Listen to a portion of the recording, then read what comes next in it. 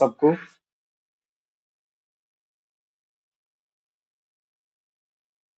Voice आ रही है रविंदर? यस।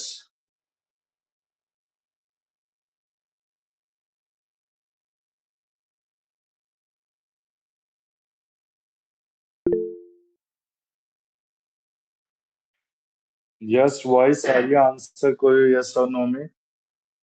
यस सर, आ रही है। आ रही है ना? ठीक है बेटा, हम स्टार्ट। Yes sir.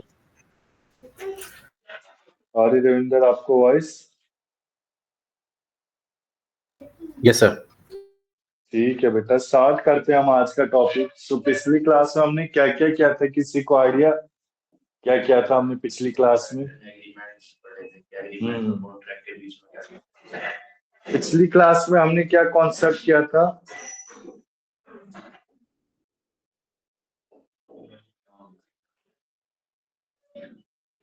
ये दिल्ली पुलिस, बेटा वॉइस आ रही है आपको? आपका नाम क्या है? पिछली क्लास में आप ज्वाइन हुए थे, मैंने नाम खैर पूछना भूल गया था मैं।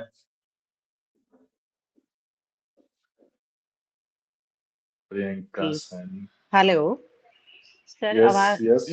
Yes, good afternoon. मैं ललिता हूँ, जो लास्ट टाइम ऑफलाइन क्लास में थी। अच्छा। जी जी। हाँ बट हाँ। इस टाइम मैं बस मेरी बैक में स्प्रेन आ गया, इसलिए आ नहीं पाई। तो ठीक है इस ललिता। जी, थैंक यू। तो ऐसा करिए, आप ना कैमरे को ऑफ ही कर दीजिए, ठीक है ना, क्योंकि हम स्क्रीन से ही पढ़ेंगे सीधा। ठीक हाँ है? जी, मैं वही देख रही हूँ, हाउ टू ऑफ। एक सेकंड। ठीक ठीक। प्रियंका वॉइस आ रही है आपको? यस सर, आ रही है। सर गुड पिछली आफ्टरनून। क्लास बेटा ज्वाइन की थी आपने प्रियंका? यस सर, की थी मैंने ज्वाइन, बट उस टाइम मैं थोड़ा जॉब पे थी तो थोड़ा ध्यान नहीं दे पाई थी। ठीक है बेटा। प्रियंका पिछली क्लास में शायद नहीं थी, मुझे ध्यान जहाँ तक। नोट्स है मैं आपके पास? यस सर, मेरे पास नोट्स है। ठीक है बेटा, फिर आज हम क्लास को स्टार्ट करते हैं, ठीक है ना। हमने पिछली क्लास में रविंदर क्या क्या पढ़ा था?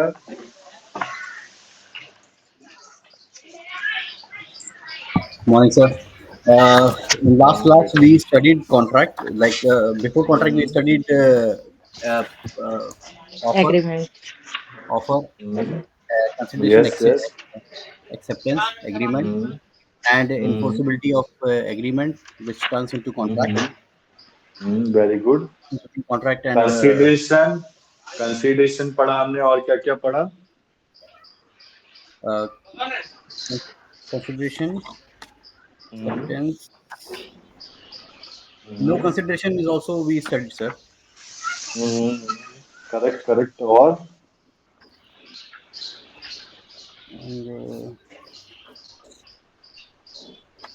And, then the voidability and like validity of the contract, in which condition it will be void and voidable.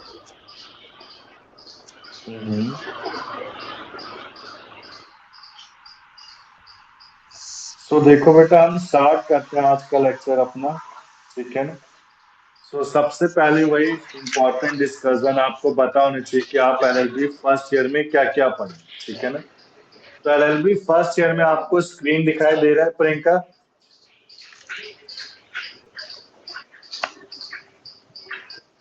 Mic mute कर लो बेटा, किसी का माइक ओपन है, ठीक है ना। बताओ प्रियंका, वॉइस आ रही है आपको? जी देखो, सर, हमने पिछली क्लास में आपको इन्फॉर्मेशन होना चाहिए। मैंने पिछली क्लास में बोला भी था बच्चों को, अगर पॉसिबल हो तो ऑफलाइन क्लास एक बार लो, टीचर के साथ इंटरेक्शन भी होगा आपका। जो आपकी क्लासेस चल रही है बेटा, या ऑनलाइन ऑफलाइन दोनों मोड से चल रही है। बेसिकली जो पर्पस है मेरे कहने का, अगर क्लासेस आप नहीं लोगे तो आपको इन्फॉर्मेशन नहीं रहेगी, ठीक है ना। हमारे बच्चे जो सेकंड ईयर और थर्ड ईयर में मेरे साथ जो पढ़ रहे हैं, उन्होंने डेली क्लासेस लिए, उनका रिजल्ट काफी अच्छा है। उनका बस सिंपल यही कहना है, अभी मैंने एलएलबी सेकंड ईयर की क्लास ली थी, उन्होंने सिंपल से कहा कि सर अगर हम क्लास नहीं लेते तो हम फेल हो जाते, हमें पता चल रहा है कि क्लासेस में क्या चल रहा है, ठीक है ना। तो मेरी यही रिक्वेस्ट सबसे, क्योंकि पिछली क्लास में काफी बच्चे थे, एक दो और वो भी ज्वाइन नहीं हुए, तो क्लासेस जो अभी ले रहे हैं रविंदर, यश प्रियंका, ललिता, ये क्लास डेली मोड ऑन पे लीजिए, ठीक है ना, इनकी स्किप कर दीजिए। तो पहले सबसे पहले आपको पता होना चाहिए आपके सिलेबस में क्या क्या है। सबसे पहले contract 1, so it is also called the basic contract. Basic contract में हम offer, acceptance, consideration, quasi contract, breach of contract, discharge of contract पढ़े। इसके बाद देखो ये जो पेपर के हिसाब से दे रखे ना, इसी पेपर पे आपके एग्जाम होंगे। पेपर 2 में आर्बिट्रेशन होगा, पेपर 3 में बेटा टॉर्ट कंज्यूमर प्रोटेक्शन होगा, पेपर 4 में family law. So family law में हम हिंदू लॉ भी पढ़ते हैं और मुस्लिम लॉ दोनों पढ़ते हैं। काफी इंटरेस्टिंग टॉपिक है, ठीक है ना। आप लॉयर बनने वाले, आपको पता ही नहीं डाइवर्स के क्या बैकग्राउंड होते हैं, कितने तरह के, कितना तलाक दे सकते हैं मुस्लिम लॉ में, कितनी मैरिज कर सकते हैं, ठीक है ना। तो कोई फायदा नहीं इस चीज का, जब तक क्लासेस अच्छे से अटेंड नहीं करोगे, अच्छे से इंफॉर्मेशन नहीं होगी, कोई फायदा नहीं बेटा, ठीक है ना। लॉ ऑफ क्राइम को इंडियन पैनल कोड कहते थे पहले, हम इंडियन पैनल कोड को बदल के अब लॉ ऑफ क्राइम कर दिया, ठीक है ना।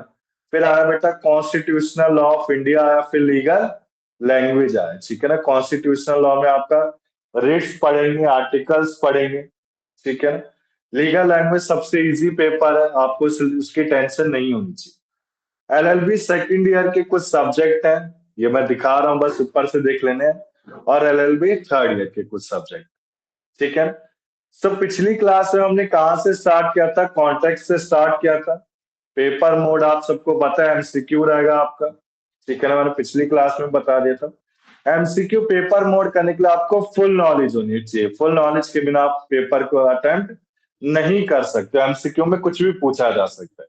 ये थ्योरेटिकल एग्जाम के बाद थ्योरी पढ़ लिया हमने और कर दिया तो ऐसे नहीं चले। क्लियर है ना बेटा? यहां तक स्टार्ट करें हम। Yes sir. Ravinder, Yash, Priyanka, yes sir, please start. बेटा आप सबके ना संडे क्लासेस होते, तो यार कोशिश करो कि संडे तो लो यार, कम से कम 2 घंटे में कुछ चला नहीं जाता, एक पूरा पेपर 1 कंप्लीट हो जाता है, ठीक है ना। आपका एग्जाम जून में होगा तो आपको नॉलेज तो रहेगा यार, कम से कम क्या क्या पढ़ा हमने, क्योंकि आपका जो एग्जाम है इसमें सेक्शन भी पूछा गया है, केस स्टडी भी पूछी गई है। मतलब जो आपको लग रहा है ना कि आसान पेपर होगा, तो टू बी ऑनेस्ट आसान तो नहीं होगा। आप एलएलबी सेकंड थर्ड ईयर के बच्चों से पूछ सकते हो, उन्होंने फर्स्ट ईयर का एग्जाम दिया तो वो भी कहेंगे नहीं आसान नहीं। जो हमने इंडियन कॉन्ट्रैक्ट एक्ट ग्रेजुएशन में जो बच्चे पढ़ लेते हैं बेसिक कॉन्ट्रैक्ट, वो आपका आसान नहीं रहेगा एलएलबी में जब एग्जाम दोगे आप, ठीक है ना। तो पढ़ना पड़ेगा, मेरा कहने का मतलब ये है, ठीक है ना बेटा।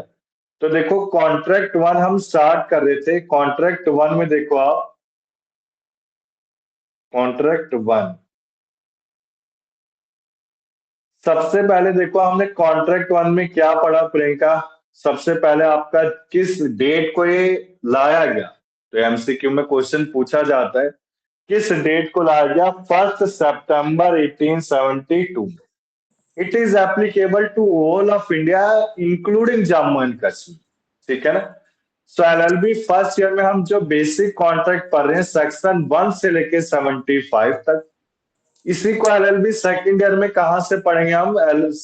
इंडेमनिटी से लेके एजेंसी तक। क्लियर है? उसमें बेटा सेल ऑफ गुड्स एक्ट और पार्टनरशिप एक्ट भी आ जाता है, ठीक है ना। सो देखो इंडियन कॉन्ट्रैक्ट एक्ट 1872 ये बेसिकली एक तरह से फर्स्ट लॉ लाया गया था before independence. So basically it is applicable to whole of India including Jammu and Kashmir. It started from 1 September 1872। Clear? अब इसके डेफिनेशंस हमने कुछ वाइडर कवर अप किए थे। सबसे पहले बेटा प्रियंका वॉइस आ रही है आपको, क्योंकि आप पिछली क्लास में थे नहीं। आ रही है मुझे वॉइस। बेटा जैसे मैं जूम करता हूँ सेक्शन 2 के आगे क्या लिखा है, इसको कैसे रीड करते हैं? क्योंकि रीडिंग आपको पता होनी चाहिए, बताओ बेटा।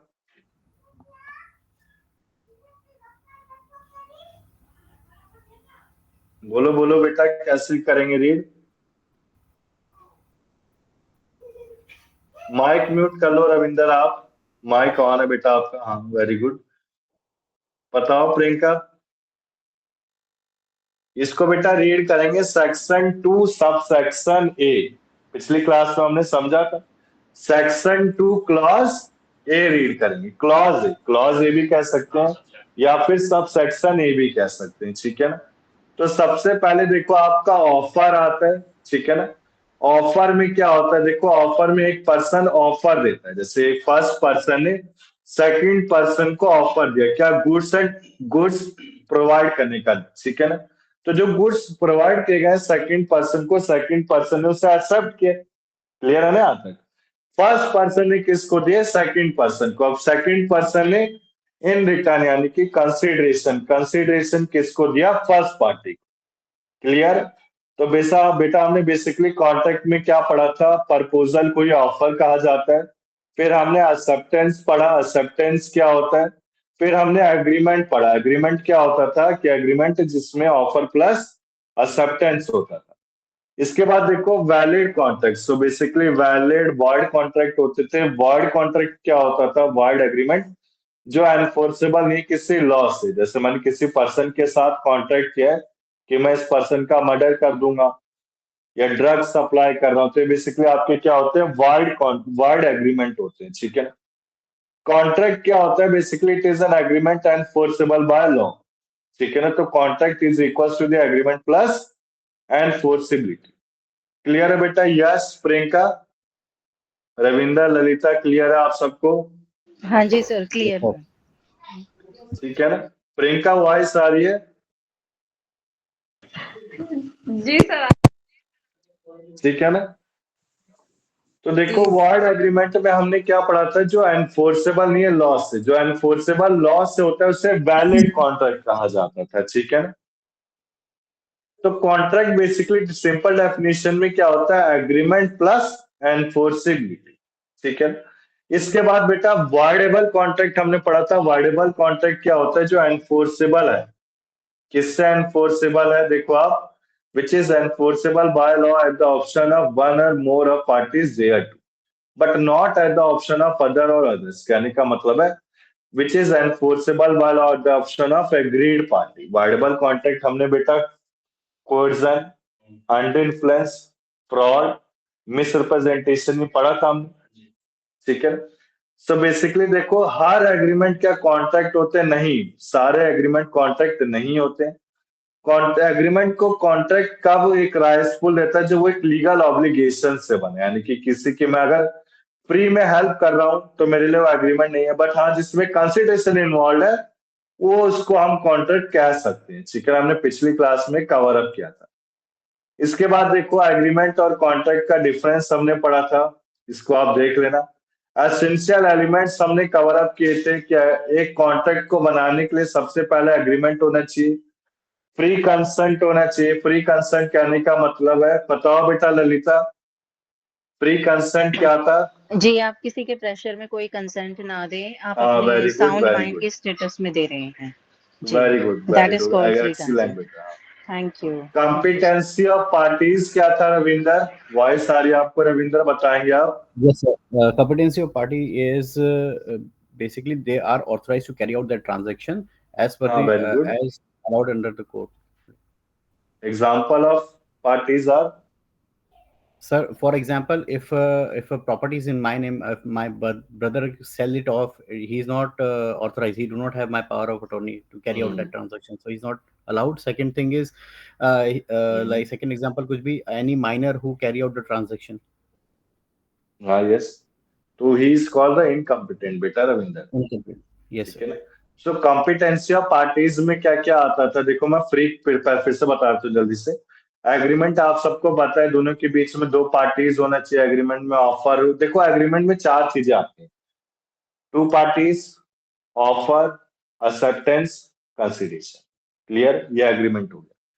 फ्री कंसेंट क्या है, मैं किसी प्रेशर में साइन नहीं कर रहा हूँ, मेरा कोई कोर्जन नहीं है, अंडर इन्फ्लुएंस नहीं है, फ्रॉड नहीं है, मिसरिप्रेजेंटेशन। कॉम्पिटेंसी ऑफ पार्टीज, मैं 18 साल से ऊपर साउंड पर्सन हूं, qualified by court. Lawful consideration, मैंने कोई एग्रीमेंट किया तो उसका मुझे मनी मिलना चाहिए। एक लीगल ऑब्जेक्ट है, कोई लॉ के बियॉन्ड नहीं है, जिसे वॉइड नहीं डिक्लेयर किया गया, ठीक है ना। इसमें दो पार्टीज हैं, intention to create legal relationship है, लीगल फॉर्मेलिटीज है, पॉसिबिलिटी ऑफ परफॉर्मेंस। क्लियर है बेटा यहाँ तक। सो बेसिकली देखो कैपेसिटी टू कॉन्टैक्ट ये सारे सेक्शन के साथ गिवन, सेक्शन लर्न करने हैं। मैं अभी भी समझा रहा हूँ, LLB first second third year जैसे मैं क्लास को खत्म करता हूँ, पूरा टॉपिक खत्म करता हूँ, जो बेटा 3 दिन यानी कि 3 संडे में एक बुक कंप्लीट करा देता हूँ, ठीक है ना। तो 3 संडे के तीसरे संडे में आपको एक PDF मिलेगा, किसका, सेक्शन समरी लिस्ट, जिसमें सेक्शन आप सबको लर्न करने हैं। मैं अभी भी समझा रहा हूँ, सेक्शन बेटा आएंगे ही आएंगे एग्जाम में, ठीक है ना। ये देखो सेक्शन, देखो अगर सबसे लर्न नहीं हो पाते तो मेन सेक्शन तो कर लेना ना, ठीक है ना। मेन मैं बता दूंगा क्लास के एंड में। सबसे पहले देखो कैपेसिटी टू कांटेक्ट में सबसे पहले जो कांटेक्ट को साइन कर सकता है कौन, एक मेजर पर्सन, साउंड पर्सन, जो पर्सन नॉट डिस्क्वालिफाइड यानी कि which is qualified by law, ठीक है ना। क्वालिफाइड बाय लॉ कौन है बेटा, जैसे इंडिया वाला इंडिया के साइन कर सकता है। प्रियंका आपको वॉइस आ रही है? जी सर आ रही है। अच्छा बेटा प्रियंका, जैसे मैं लव मिश्रा हूँ, ठीक है ना, मेरा नाम लव मिश्रा है, मैं इंडियन सिटीजन, तो मैं इंडियन सिटीजन क्या किसी एलियन एनिमी कौन, पाकिस्तान वाले के साथ कॉन्ट्रैक्ट बना सकता हूँ बेटा?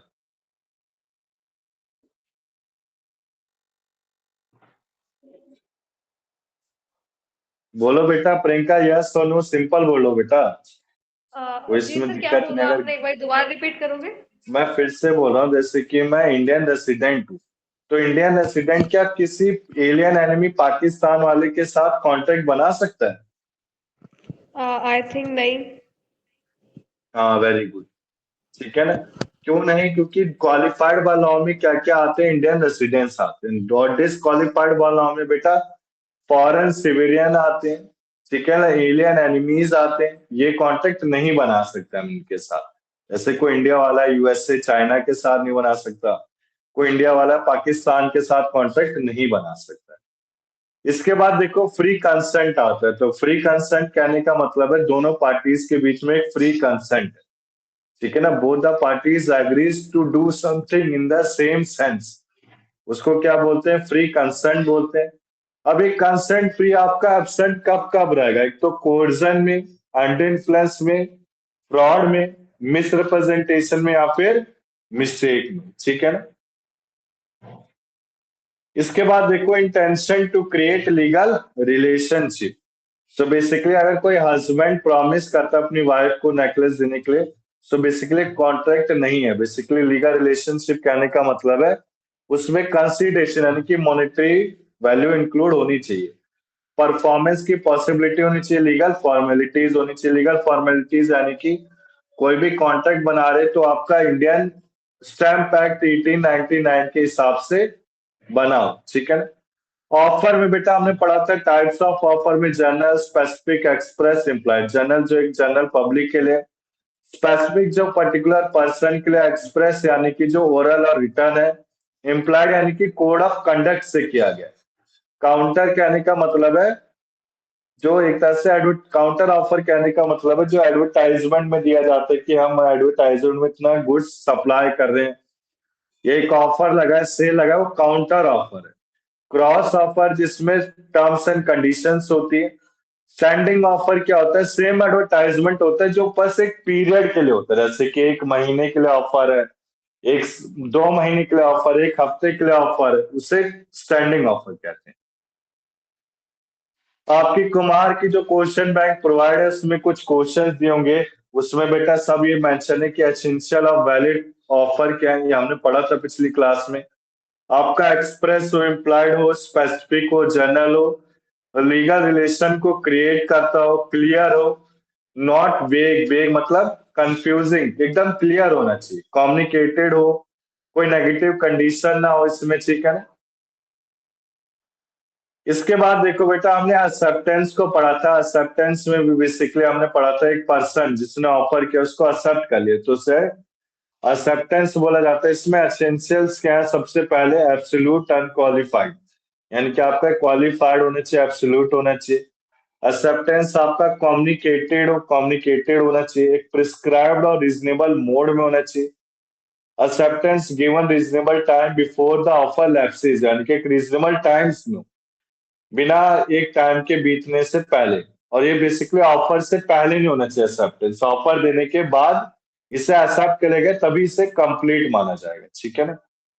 रिजेक्टेड ऑफर को एक्सेप्ट किया जा सकता है रिन्यूअल में, ठीक।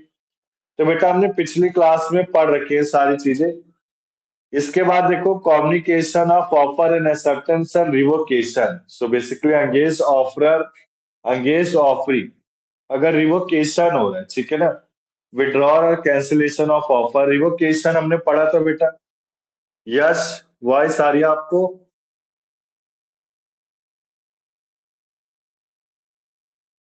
जी सर आ रही है। रिवोकेशन का मतलब क्या था बेटा?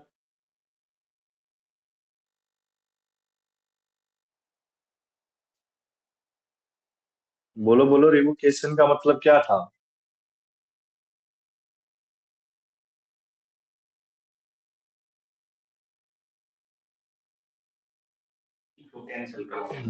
रिफ्यूज कर देना, रिफ्यूज कर देना बेटा, याद है रिवोकेशन का मतलब? तो ये वर्ड आपको पता होना चाहिए एग्जामिनेशन पॉइंट ऑफ व्यू से एंड तक, एलएलबी थर्ड ईयर तक। रिवोकेशन का मतलब होता है रिफ्यूज कर देना, ठीक है ना। तो रिवोकेशन कब हो सकता है? जब ऑफर आपका कंप्लीट नहीं किया गया है, ठीक है ना। इसके बाद देखो ये बेसिकली नॉलेज ऑफ ऑफरर में आ गया। अब इसके बाद हमने पढ़ा था अगर कॉन्ट्रैक्ट हो रहा है किसी टेलीफोन के थ्रू, इसे तो वैलिड कॉन्ट्रैक्ट कहा जा सकता है। ये एक्सेप्टेंस आपका ऑडिबल, हियर्ड, अंडरस्टूड हो ऑफरर से, ठीक है ना। इसके बाद देखो रिवोकेशन ऑफर के टर्म्स में कब होगा? जब एक नोटिस दे दिया गया है, टाइम लैप्स हो गया, टाइम पूरा बीत गया है, फेलियर है, डेथ, इंसैनिटी हो रखा है, ऑफर आपका एक्सेप्टेड नहीं किया गया है, या फिर ऑफरी ने काउंटर ऑफर मेक कर दिया, ठीक है ना। फिर बेटा हमने कंसिडरेशन पढ़ा था, याद है बेटा? कंसिडरेशन का एक लैटिन वर्ड, हम जब टॉट पढ़ेंगे ना जिससे इंग्लिश लॉ कहते हैं, उसमें लैटिन वर्ड बहुत ज्यादा है। तो एग्जाम में वो पूछा गया है कि क्विड प्रो क्यो का मतलब क्या है, तो आप क्या बोलेंगे? Something in return. Quid pro क्यो को क्या बोलते हैं? समथिंग इन रिटर्न बोलते हैं, ठीक है ना। तो ये बेसिकली आपकी एक लॉ की डेफिनेशन दी गई है, इसको हम इजी तरीके से पढ़ेंगे। ये आपका आता कब, किसमें? Section 2 sub section D. तो आपको पता होना चाहिए बेटा, ऑफर किस में आता है? सेक्शन 2 ए में। एक्सेप्टेंस आता है सेक्शन 2 बी में। कंसिडरेशन आता है सेक्शन 2 सब सेक्शन डी में, ठीक है ना। तो इसका मतलब क्या होता है? देखो कंसिडरेशन का समथिंग इन रिटर्न, जैसे ऑफर में फर्स्ट पार्टी ने सेकंड पर्सन को कोई गुड्स दिया, तो सेकंड पर्सन को क्या देना चाहिए? उसके बिहाफ पे कंसिडरेशन देना चाहिए। और जो कंसिडरेशन दिया जा रहा है वैलिड कॉन्ट्रैक्ट बोला जाता है, ठीक है ना। अगर कंसिडरेशन नहीं दिया जा रहा है तो इसे वर्ड बोले, क्योंकि एनफोर्सेबल बाय लॉ नहीं है। इसमें हमने टाइप्स पढ़े थे, पास्ट, प्रेजेंट और फ्यूचर। पास्ट का जो बिफोर होता है, प्रेजेंट जिसमें दोनों दोनों मतलब पार्टीज प्रेजेंट में कंसिडरेशन दे रही हैं, ठीक है ना। और फ्यूचर जिसमें अमाउंट हम पे करेंगे, जैसे मैंने एक एग्जांपल से समझाया था। पास्ट कंसिडरेशन मैंने ऑनलाइन अमाउंट पे कर दिया, मेरे पास डिलीवरी बाद में हो रही है। Present consideration cash on delivery, ठीक है ना। और फ्यूचर कंसिडरेशन में इजी मंथली इंस्टॉलमेंट, हमने पिछली क्लास में पढ़ा था बेटा ये चीज, ठीक है ना। अब देखो वैलिड कॉन्ट्रैक्ट के क्या क्या एसेंशियल थे। सबसे पहले प्रोमिसर। प्रोमिसर कौन? जो ऑफर दे रहा है, ठीक है ना। ऑफर के थ्रू दिया गया, यानी कि ऑफर ने बोल दिया, ऑफरर ने, ठीक है ना। ऑफरर और ऑफरी होता था। ऑफरर जो ऑफर दे रहा है, ऑफरी होता था जो ऑफर को एक्सेप्ट कर, ठीक है ना। तो इसमें कंसिडरेशन मूव होगा किसके डिजायर पे? प्रोमिसर के डिजायर पे, ठीक है ना। इसके बाद देखो कंसिडरेशन में मूव फ्रॉम प्रोमिसरी और एनी अदर पर्सन। इसमें हमने केस पढ़ा था चिन्नैया वर्सेस रमैया का केस। इसमें जो ओल्ड लेडी थी और एक उसकी डॉटर थी, तो ओल्ड लेडी ने क्या कहा था कि घर पे रह सकती है डॉटर, बट उसको रेंट देना पड़ेगा अपने उसके हस्बैंड को, ठीक है ना। तो डॉटर ने देने से मना कर दिया। तो कोर्ट का कंक्लूजन क्या था? This is the case of sufficient consideration. तो इस केस में डॉक्टर को हेल्ड लायबल किया गया था, ठीक है ना। तो क्या कहा गया था? वैलिड कंसिडरेशन इसको बोला गया था। कंसिडरेशन एक समथिंग ऑफ वैल्यू का होगा, इसमें एक्ट, रिटर्न, प्रॉमिस दोनों होंगे, ठीक है ना। पास्ट, प्रेजेंट, फ्यूचर का होगा, ये आपका लॉफुल होगा, ठीक। इसके बाद बेटा याद है important, no consideration no contract. Ravindra, Lalita, याद है आपको? हाँ जी सर। Yes, sir. ठीक है ना। सो बेसिकली देखो बेटा, आप agreement made without the consideration is wide, ठीक है ना। कोई भी एग्रीमेंट बिना कंसिडरेशन के तो आपका वो वॉइड होगा, ठीक है ना। अब इसमें देखो कुछ कुछ कॉन्ट्रैक्ट है जिन्हें वैलिड कहा गया बिना कंसिडरेशन के। आ गया ना समझ? जैसे आपके एग्जाम में क्वेश्चन आया कि कॉन्ट्रैक्ट ऑफ गारंटी है, तो इसको क्या माना जाएगा? वैलिड कंसिडरेशन माना जाएगा, ठीक है ना। तो सबसे पहले कंसिडरेशन में मैंने आपको समझाया था कि मुझे कुछ वापसी में मिले, मैंने किसी को गुड्स दिया है, जैसे कि हमने नेचुरल लव एंड अफेक्शन से किसी को प्रॉपर्टी दी है एज अ ब्रदर सिस्टरहुड, ठीक है ना। तो उस केस में क्या बोला जाएगा? कंसिडरेशन आपका वैलिड, मतलब मैं वापस उससे नहीं मांग सकता हूँ, ठीक है ना। किसी की शादी में मैंने कोई गिफ्ट दिया है तो मैं ये नहीं सोचूंगा कि वापस मुझे वो गिफ्ट मिलना चाहिए। तो सबसे पहले देखो, कोई भी प्रॉमिस मेड किया गया on the account of natural love and affection, तो इसको क्या बोला जाएगा? आपका वैलिड कंसिडरेशन। कोई पास्ट वॉलेंटरी सर्विसेज किया गया है, यानी कि देश के लिए सेवा की गई है, तो भी वैलिड कंसिडरेशन। टाइम बाद डेथ, टाइम के बीतने के बाद जो डेथ हो रहा है उसमें भी वैलिड कंसिडरेशन। कोई गिफ्ट दिया गया तो उसमें मैं कंसिडरेशन को वैलिड मानूंगा। एजेंसी गारंटी, ये किस में आएगा? LLB second year specific contract में, ठीक है ना। फिर आता है रिमिशन, तो देखो आप, कोई मैंने प्रॉमिस किया गया नेचुरल लव एंड अफेक्शन से, तो बेसिकली आपका writing registered under the law होता है, इसमें नेचुरल लव एंड अफेक्शन होते हैं, ठीक है। Promise to compensate for voluntary service, वही देश के लिए सेवा की गई है, तो मैं ये नहीं डिमांड करूंगा कि मुझे वापस में कोई अमाउंट या मॉनिटरी मिले, इसमें वैलिड कंसिडरेशन माना जाएगा ना। इसके बाद देखो, promise to pay the time बाद डेथ। टाइम बाद डेथ यानी कि एक प्रॉमिस है जो डेटर को टाइम बाद डेप्थ दे रहे थे, बेसिकली वैलिड कॉन्ट्रैक्ट है। जैसे इसमें एग्जांपल समझा रखा है कि राम ने लक्ष्मण से 1000 रुपीज दिया, बट डेप्थ लिमिटेशन एक्ट के हिसाब से, यानी कि लिमिटेशन एक्ट कब तक फुलफिल होता है, मतलब हम कब तक कोर्ट तक अप्लाई कर सकते हैं? 3 साल तक। मैंने पिछली क्लास में चीज हाँ बताई जी थी। जी। अब राम ने क्या करा? एक रिटर्न प्रॉमिस कर दिया 500 देने का, मतलब 1000 नहीं दे सकता, 500 दे रहा है, तो इसको क्या बोलेंगे? वैलिड बोला जाएगा, ठीक है ना। पर बेटा हमने एजेंसी पढ़ा था, कंप्लीटेड गुड्स गारंटी, रिमिशन यानी कि लेसर, इसमें भी क्या माना जाएगा? वैलिड बोला जाएगा, ठीक है ना। इसके बाद मैंने कहा था प्रिविटी ऑफ कॉन्ट्रैक्ट को मैं नेक्स्ट क्लास में कराऊंगा, स्ट्रेंजर टू द कॉन्ट्रैक्ट होता है। मैंने क्या स्टार्ट करा दिया था बेटा? फ्री कंसेंट, ठीक है ना। सो फ्री कंसेंट क्या होता है? When the both party agree to do the same thing in the same sense. Section 13 होता है फ्री कंसेंट की डेफिनेशन। सेक्शन 14 होता है जहां फ्री कंसेंट एब्सेंट होता है। सेक्शन पर्दा coercion, under influence, fraud, misrepresentation. तो कोर्जन क्या होता था रविंदर? कुछ आइडिया बेटा? पिछली क्लास में हमने क्या था? So coercion is the undue influence. Like coercion, coercion is a set देना बेटा। like forceful, like हाँ, forceful abatement, something like that. हाँ, वेरी गुड। अंडर इन्फ्लुएंस क्या होता था ललिता? याद हो आपको? पिछली क्लास हाँ में पढ़ा जी था हमने। सर, किसी रिलेशन के प्रेशर में आके, या जैसे कोई सीनियर है, उसका कलीग का है, हस्बैंड वाइफ से इन्फ्लुएंस होके कोई कर दे, किसी की भी तरह से किसी के प्रेशर में आके, या emotionally what ever it is, उससे मतलब अपने अपने उससे ना डिसीजन लेके दूसरे के प्रभाव में आके करे, consent they, that is under influence. Basically बेटा ये कॉन्ट्रैक्ट क्या होते थे? वैलिड होते थे कि वॉइड की वॉइडेबल?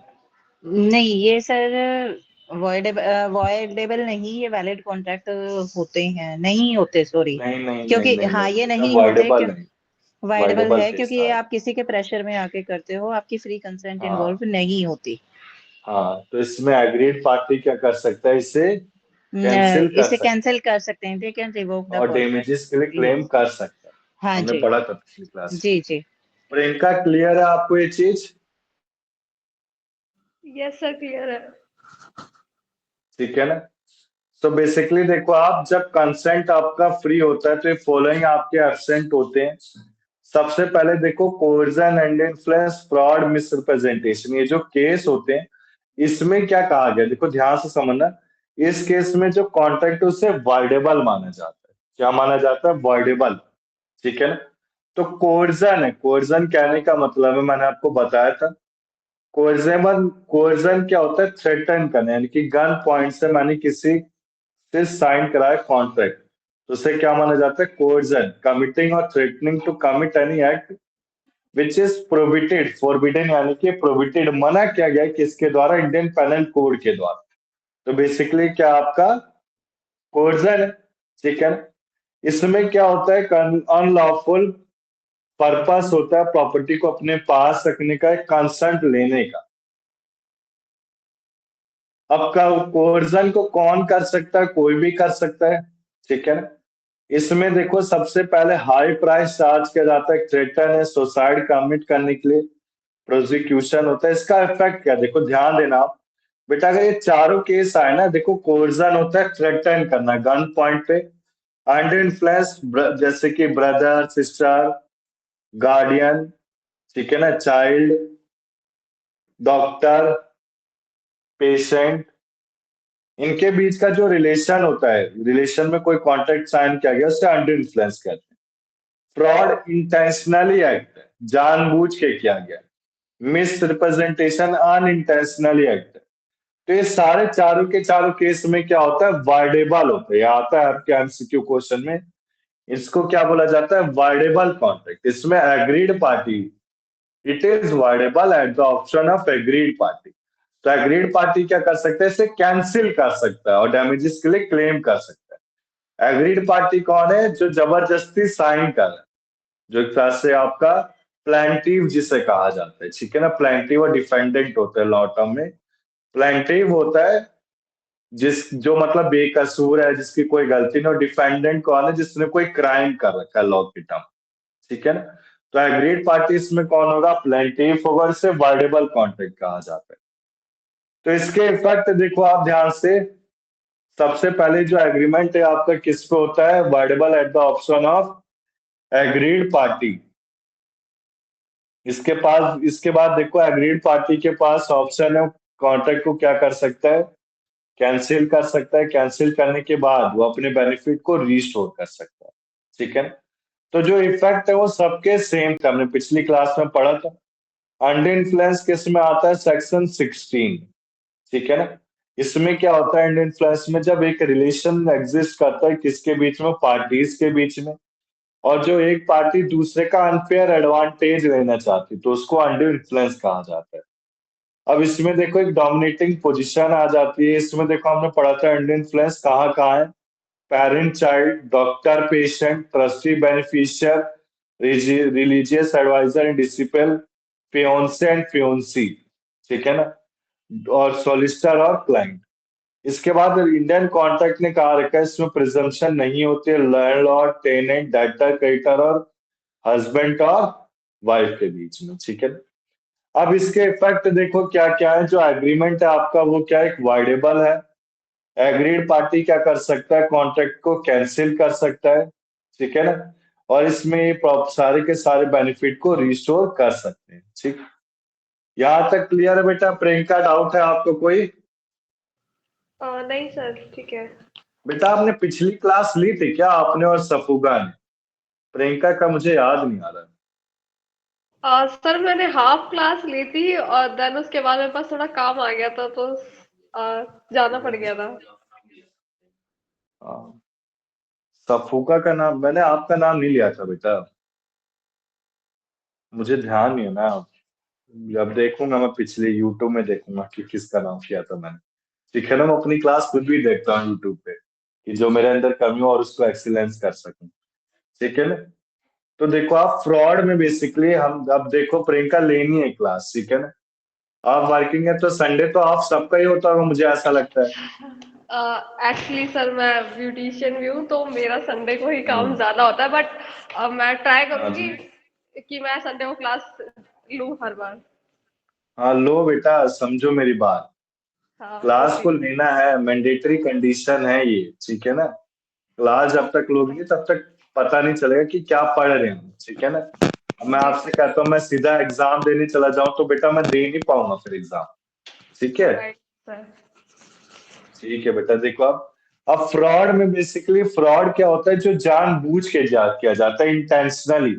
जैसे मैं एग्जांपल लेता हूँ, a person sell his dog knowing the fact the dog is on sound mind to the second party, then such contract is voidable, ठीक है ना।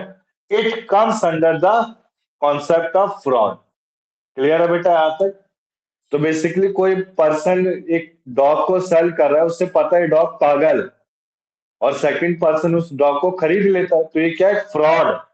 ये वाइडेबल कॉन्ट्रैक्ट है, ठीक है ना। इसका कंक्लूजन आता है right the effect of contract. तो 4 ऑप्शन होंगे, वैलिड, वाइड, वाइडेबल। क्या लिखेंगे आप, वाइडेबल। क्लियर है ना यहाँ तक। इसके बाद देखो आप, हाँ वेरी गुड, हमने पिछली क्लास में पढ़ा था। यश आपने पिछली क्लास ली थी बेटा क्या। Yes sir. तो बेटा आप बताएंगे ये does silence amounts to acceptance.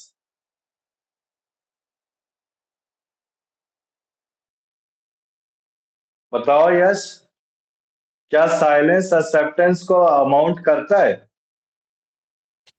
Yes sir. नहीं करता बेटा। अगर मैं साइलेंट हूं तो एक्सेप्टेंस नहीं माना जाएगा बेटा वो, ठीक है ना। हाँ मैंने बताया था, ये एमसीक्यू में आ रखा है क्वेश्चन कि does silence amounts to acceptance, no, ठीक है ना। आप कॉपी में लिख लेना, जब रिवीजन क्लास करेंगे मैं तो नो लिखवाता हूँ। और इसके बाद देखो आप बताओ बेटा, does silence frauds to amount to fraud या रिजल्ट इन फ्रॉड। अगर मैं चुप हूं तो क्या फ्रॉड होगा।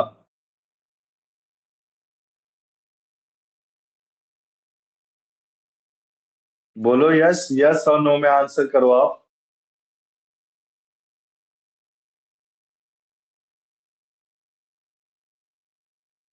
बोलो बेटा।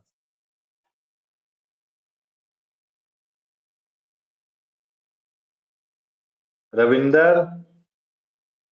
Sir, silence in this case will be a fraud because it's a concealment of fact. Yes yes, हमने पढ़ा था पिछली क्लास में। तो जो साइलेंस है वो फ्रॉड को कंसीडर करेगा, ठीक है ना। इसके बाद देखो इसके इफेक्ट क्या आते हैं। सबसे पहले जो एग्रीमेंट आपका क्या है, वाइडेबल है, ठीक है ना। इसमें एग्रीड पार्टी क्या कर सकती है, उसके पास ऑप्शन है वो कैंसिल कर सकती है कॉन्ट्रैक्ट को, ठीक है, और रिस्टोर कर सकते हैं बेनिफिट को। तो आपका सिंपल क्वेश्चन अराइज होता है, अगर साइलेंस एक्सेप्टेंस के टर्म में तो नो, और साइलेंस फ्रॉड के टर्म्स में तो यस, ठीक है ना, वो फ्रॉड में रिजल्ट करेगा। इसके बाद हमने पढ़ा था कॉन्ट्रैक्ट उबर में फिडे, ये आपको बताइए एटमोस्ट गुड फेथ का कॉन्ट्रैक्ट है, ठीक है ना। इसमें देखो क्या क्या आता था, हम जब भी किसी पार्टी के साथ कॉन्ट्रैक्ट कर रहे हैं तो हमारा एक डिस्क्लोजमेंट ऑफ फैक्ट होना चाहिए। वो किस केस में होना चाहिए, contract of insurance of all goods, company prospectus, contract for sale of goods, contract of family arrangement, ठीक है ना। फिर आता था बेटा मिस रिप्रेजेंटेशन। तो मिस रिप्रेजेंटेशन क्या होता था, जो बेसिकली अनइंटेंशनली किया गया, ठीक है ना, अनइंटेंशनली। इसमें making an statement as true but actually the statement is false. इसमें क्या होता है, ये अनइंटेंशनली होता है, यानी कि अनइंटेंशनली यानी कि जानबूझ के नहीं किया गया, गलती से हो गया, ठीक है ना। इसमें बेसिकली जो सही स्टेटमेंट है उसे क्या मान लिया जाता है, फॉल्स मान लिया जाता है। यहाँ तक क्लियर है। इसके भी इफेक्ट क्या है, एग्रीमेंट क्या होता है आपका, वाइडेबल होता है। इसमें जो अग्रीड पार्टीज के पास ऑप्शन है कॉन्ट्रैक्ट को कैंसिल करने का और बेनिफिट को रिस्टोर करने का। क्लियर। यस, वो वॉइस आ रही बेटा आपको। जी सर आ रही है। तो आंसर करो ना बेटा, यस और नो में आंसर करो आप सीधा। Okay sir. अच्छा यस, आप बताओ कि मिस्टेक है, ठीक है ना, मिस्टेक ऑफ लॉ और मिस्टेक ऑफ फैक्ट, ये सॉरी, ये जो चारों हैं आपके, चार कौन से हैं, coercion, and influence, fraud and misrepresentation. ये आपके वॉइड, वैलिड या वॉइडेबल क्या है बताओ?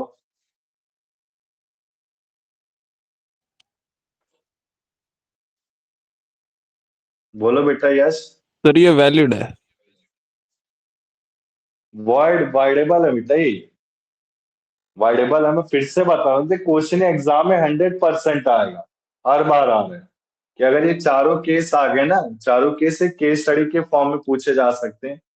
उसमें बताना पड़ेगा, वो पूछेगा right the effect of contract, तो आप क्या बोलेंगे? वाइडेबल है, इसमें एक पार्टी कैंसिल कर सकता है। देखो ध्यान से सुनेंगे यस आप। जैसे फर्स्ट पार्टी ने सेकंड पार्टी को गुड्स दिया तो ये वैलिड कॉन्ट्रैक्ट है, क्लियर। अब फर्स्ट पार्टी ने बी पार्टी सेकंड पार्टी के साथ कॉन्ट्रैक्ट बनाया कि रेन होगा, रेन पे कोई पैसे पे करेगा, या कोई क्रिकेट मैच के लिए कॉन्ट्रैक्ट बनाया, या कोई स्मगलिंग के लिए कोई कॉन्ट्रैक्ट बनाया, या ड्रग सप्लाई के लिए, तो ये वाइड कॉन्ट्रैक्ट है, क्लियर। इसके बाद 4 केस आते, कोई थ्रेटन कर रहा है, कोई रिलेशनशिप है, कोई इंटेंशनली या अनइंटेंशनली। तो बेटा ये चारों चीजें क्या होती है आपकी, कि कौन सा होता है? वाइडेबल होता है, क्लियर है ना यस यहाँ तक? जी सर क्लियर है। ठीक है ना, वाइडेबल है, ठीक। अब देखो इसके बाद आता है आपका फ्रॉड, ये मिस्टेक आता है, ठीक है ना। सो मिस्टेक कितने तरह की होती थे, हमने पिछली क्लास में पढ़ा था। बताओ बेटा ललिता, मिस्टेक कितनी तरह की थी, मैंने बताया था सर पिछली हाँ क्लास जी में। सर, ये 2 टाइप्स की होती हैं, mistake of law and mistake of facts. Basically हम जो कहते हैं ना बेटा, वो 2 तरह की होती है, यूनिलेटरल और बायलेटरल, ठीक है बायलैटरल ना। जी। जो फर्स्ट है ना लॉ, वो कॉन्सेप्ट में दिया गया बट उसका कोई इतना यूज नहीं, हम मिस्टेक ऑफ फैक्ट को पढ़ते हैं। ओके बायलेटरल मिस्टेक, प्रियंका क्या होता है, what do you mean by bilateral mistake?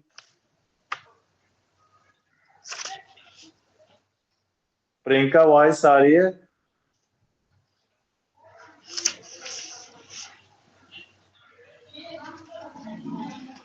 Yes sir. Ravinder voice आ रही है? बताओ बेटा बायलेटरल मिस्टेक क्या होता है, कुछ आइडिया?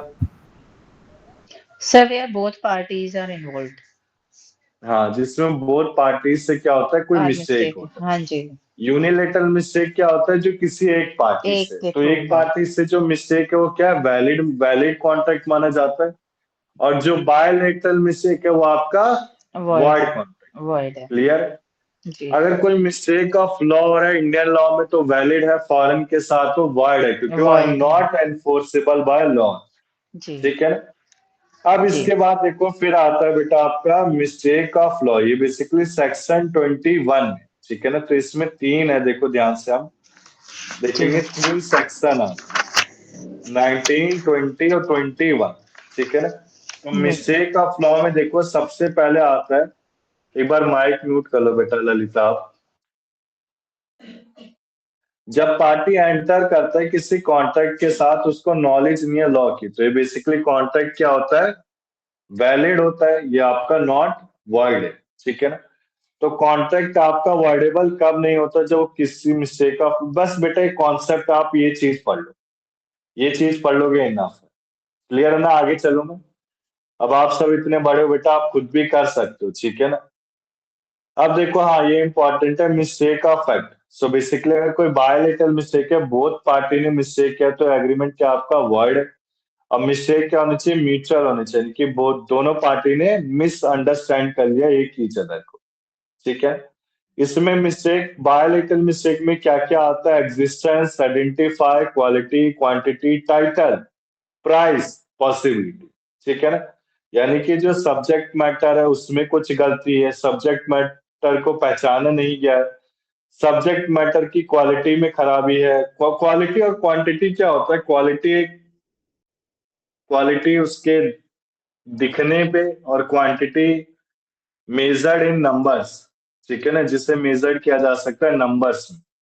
फिर आता है title, price, possibility of performance, ठीक है ना। सो पॉसिबिलिटी ऑफ परफॉर्मेंस में 2 दे रखा है, फिजिकल और लीगल इम्पॉसिबिलिटी। फिजिकल जैसे कि टाइम, डिस्टेंस, हाइट में, लीगल यानी कि जो डन किया गया है मैटर ऑफ लॉ में, कैन नॉट बी डन। इसके बाद देखो बेटा आपका यूनिलेटरल मिस्टेक है। यूनिलेटरल मिस्टेक किसके अंडर आते हैं? मिस रिप्रेजेंटेशन या फिर फ्रॉड के अंदर, ठीक है ना। अब देखो इसके बाद आता है बेटा आपका ये, हाँ मैं ये करा रहा हूँ, ये देख लेते हैं लीगैलिटी ऑफ ऑब्जेक्ट, इंपॉर्टेंट नहीं है। ये आपका फॉरबिडन बाय लॉ, फॉरबिडन यानी प्रोहिबिटेड। फॉरबिडन जहां भी आएगा हम क्या पढ़ेंगे? प्रोहिबिटेड, ठीक है ना। ये बेसिकली परमिटेड होता है जब वो प्रोविजन ऑफ लॉ को करता है, कोई फॉरबिडन फ्रॉडुलेंट एक्ट है, oppose to the public policy है, या oppose to the public policy भी डिटेल में हम पढ़ते हैं, ठीक है ना। फिर आता है बेटा आपका वाइड एंड इलीगल कॉन्ट्रैक्ट। सबसे पहले वाइड एंड इलीगल कॉन्ट्रैक्ट्स में क्या क्या आता है? कोई लीगल एग्रीमेंट है जो आपका वाइड है, ठीक है ना। ये बेटा हम यहाँ से पढ़ते हैं, हाँ यहाँ से, ठीक है ना। इस बॉक्स को पढ़ लेगा अच्छे से क्लियर हो जाएगा।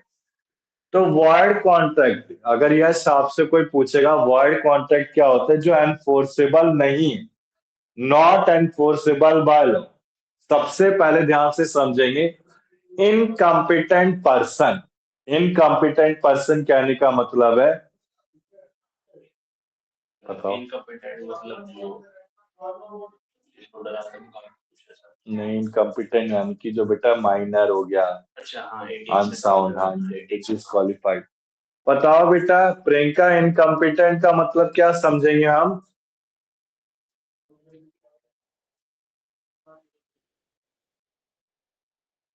बताओ प्रियंका, वॉइस आ रही है? जी सर आ रही है वॉइस। बताओ बेटा इनकम्पिटेंट पर्सन क्या होता है लॉ के टर्म्स में?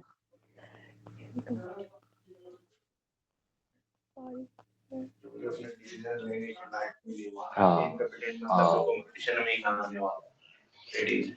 सर बोलो जो बेटा। हाँ जी, जो माइनर हो, जो माइंड साउंड माइंड में ना हो, और हाँ, जिसे लॉ ने प्रोहिबिटेड ना कर रखा हो। प्रोहिबिटेड कर रखा है, हाँ मतलब सॉरी, प्रोहिबिट कर कर रखा रखा हो, अनलॉफुल हो। कर रखा है। जी तो देखो आप प्रियंका ध्यान से समझो बेटा, सुनो मेरी बात। या आप एलएलबी कर रहे हो तो आपको पता होना चाहिए, क्यों नहीं समझ रहे आप सब मेरी बात?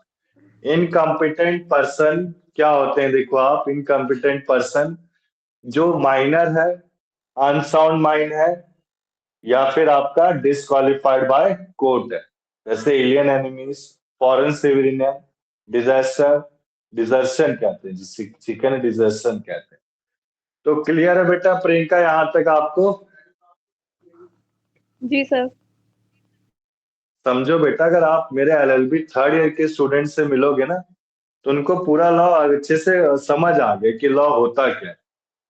अगर आप एलएलबी क्लियर क्रैक कर लेते हो और आपको पता ही नहीं बेटा कॉन्ट्रैक्ट में कौन एंटर नहीं हो सकते, तो फिर क्या फायदा? समझ रहे हो ना मेरी बात को आप? जी sir.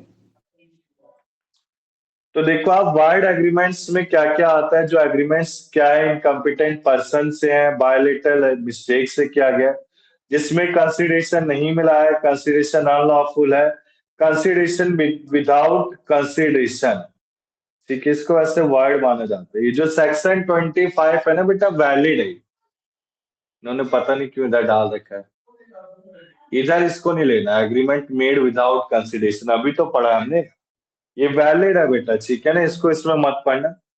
Agreement to do impossible act void है।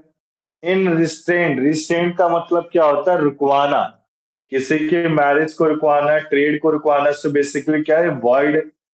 लीगल प्रोसीडिंग को रुकवाना वॉइड है। अनसर्टेनिटी वॉइड है।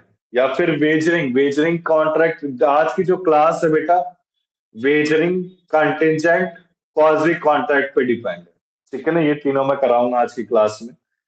तो वेजरिंग क्या होता है मैं वैसे ऊपर से बता देता हूँ। बैटिंग कॉन्ट्रैक्ट कहते हैं, जो शर्त लगाते हैं ना हम एक पर्सन से दूसरे पर्सन में, कि इंडिया जीतेगी तो मैं तुझे 1000 रुपए दूंगा, इंडिया हारेगी तो तू मुझे 1000 रुपए देगा, तो ये वेजरिंग कॉन्ट्रैक्ट हो गया, बैटिंग कॉन्ट्रैक्ट, ठीक है। इसके बाद देखो नीचे दे रखा माइनर के साथ क्या गया, वॉइड है, कंसिडरेशन अनलॉफुल है, वॉइड है। किसी की मैरिज को रुकवाना वॉइड है, इसमें माइनर भी आ जाता है, restrain of particular reasonable period भी आ जाता है, ठीक है ना। इसके बाद देखो बेटा agreement in restraint of wide, जैसे आउटगोइंग पार्टनर, ये जो एक्सेप्शन है ना, ये हम एलएलबी सेकंड ईयर में पढ़ते हैं, बट अभी पढ़ा देता हूं मैं। कहने का मतलब है कोई out going partner, out going जिसने फर्म को छोड़ दिया, पार्टनरशिप फर्म को छोड़ दिया है, तो उसमें क्या माना जाता है, इसे वैलिड माना जाता है। या बिजनेस को कोई सेल कर रहा है गुडविल के लिए, कोई एग्रीमेंट और सर्विस बनाया गया ट्रेड कॉम्बिनेशन, तो वैलिड माना जाता है। इसके बाद देखो लीगल प्रोसीडिंग, यानी कि लीगल प्रोसीडिंग कहने का मतलब है कि एग्रीमेंट रिस्ट्रिक्ट कर रहा है वेव, यानी कि भूल जाना है एक राइट को स्यू करने के लिए, limit the time of justice is wide, ठीक है ना। इसके बाद देखो इसका एक्सेप्शन दे रखा है, मान लो अगर कोई आर्बिट्रेशन का केस, अभी आर्बिट्रेशन कंसोलिडेशन पढ़ेंगे हम पेपर 2 बुक 2 में, तो उसमें डिटेल में पढ़ेंगे, ठीक है ना। उसमें क्या होता है, बेसिकली आर्बिट्रेटर अपॉइंट किया जाता है और एक डिक्लेयर अवार्ड करता है, जिस जो डिसीजन बोलते हैं उसे अवार्ड कहा जाता है, अवार्ड। इसके बाद देखो एग्रीमेंट वार्ड फॉर असर्टिनिटी, असर्टिनिटी हो रहा है वो आपका वार्ड है, ठीक है ना। फिर आता है कोई वेजर से क्या गया, वो भी आपका वर्ड। तो बेटा अब आता है इसमें वेजरिंग एग्रीमेंट। सो आज की क्लास में अब स्टार्ट करा रहा हूँ, ठीक है ना, अब से स्टार्ट करते हैं हम आज की क्लास। आज की क्लास के कॉन्सेप्ट क्या क्या रहेंगे जो आज फिनिश कर देने हमें, wagering contract, contingent contract, quasi contract, breach of contract. Clear है ना यहाँ तक? तो देखो आप यहाँ तक क्लियर है रविंदर, ललिता आपको, yes sir, Priyanka, Yes, sir. जी सर। प्रियंका क्लियर है? Yes sir. यस क्लियर है बेटा यहाँ तक? Yes, sir. तो बेसिकली देखो आप wagering agreement, so basically wagering agreements क्या होता है, इसे बैटिंग एग्रीमेंट्स कहा जाता है, ठीक है ना। बैटिंग कहने का मतलब है ए बी ने एक एग्रीमेंट बना रखा है, अगर इंग्लैंड जीतती है टेस्ट मैच तो ए बी को 100 रुपए देगा, अगर बी हारता है तो बी ए को 100 रुपए देगा। तो इससे क्या बोलते हैं बेटा, वेजरिंग एग्रीमेंट बोला जाता है। और ये एग्रीमेंट क्या होते हैं बेटा, बताएंगे प्रियंका आप, वर्ड की वैलिड, जी सर। ये वर्ड कॉन्ट्रैक्ट है कि वैलिड कॉन्ट्रैक्ट है? वैलिड कॉन्ट्रैक्ट है सर। रविंदर वर्ड की sir valid, it's a void Sir, it's a void. Yes word की वैलिड, Void. वॉइड है Void, because sir, it is very not good very good, enforceable by law. हाँ very good Lalita, excellent जवाब। सो Thank you, basically sir. जो आपका contract बनाया गया not enforceable, देखो प्रियंका ध्यान से समझेंगे हम, जो कॉन्ट्रैक्ट बनाया जाता है ना जो एग्रीमेंट के हिसाब से नहीं है, क्या ये कोई कर सकता है, ये पॉसिबल ही नहीं, एक तरह से स्मगलिंग का ही तो है ये केस, तो इसको वर्ड कहा जाता है, ठीक है ना। तो इसमें एसेंशियल पढ़ लेंगे, एक पार्टी हारता है एक पार्टी जीतता है, एक म्यूचुअल चांस है और कोई पार्टी का कंट्रोल नहीं इवेंट। क्लियर है बेटा? सो वेजरिंग का एग्रीमेंट को क्या बोला जाता है, वर्ड कॉन्ट्रैक्ट, ठीक है ना। इसके बाद देखो परफॉर्मेंस ऑफ कॉन्ट्रैक्ट का, मैं अभी इसको स्किप करा रहा हूं, ठीक है ना, काफी लेंथी कॉन्सेप्ट है। मैं सीधा क्या करा रहा हूँ, जो इंटर रिलेटेड है उनको करा रहा हूँ, ठीक है ना। मुझे याद है बेटा क्या क्या कराना है, तो टेंशन मत लेना। सबसे पहले देखो आप, हमने ऑफर एक्सेप्टेंस कंसिडरेशन पढ़ा, कंसिडरेशन के बाद हमने पढ़ा essential elements of offer acceptance भी पढ़ा, ठीक है ना। उसके बाद हमने क्या पढ़ा, एक मिनट, उसके बाद हमने पढ़ा contract without consideration section 25, example of word contracts पढ़ा, ठीक है ना। इसके बाद देखो हमने क्या पढ़ा, वेजरिंग कॉन्ट्रैक्ट, ये आपका सेक्शन 30 में आता है, सेक्शन 30 में। वेजरिंग के बाद क्या पढ़ा, कॉन्टिंजेंट कॉन्ट्रैक्ट, ये किसमें आता है, सेक्शन 31 में आता है। So contingent contract क्या होता है, it depends upon the happening और not happening of an event में होता है, ठीक है ना, जो हो भी सकता है और नहीं भी हो सकता है। क्लियर है ना बेटा यहाँ तक? कंटिजेंट कॉन्ट्रैक्ट कौन से होते हैं, जो हो भी सकते हैं और नहीं भी हो सकते हैं। कैसे? जैसे a promise to be if rainfall occur, ठीक है ना, ए ने बी को प्रॉमिस किया है टू पे 1000 रुपीज इफ रेन फॉल। तो रेन क्या पॉसिबिलिटी है बेटा, हो भी सकती नहीं भी हो सकती, तो ये कॉन्ट्रैक्ट क्या है, कंटिजेंट कॉन्ट्रैक्ट है। तो बेसिकली मेरा क्वेश्चन अराइज होता है बेटा कि कंटिजेंट कॉन्ट्रैक्ट को हम वैलिड कहेंगे कि वर्ड कहेंगे, बताओ बेटा। यस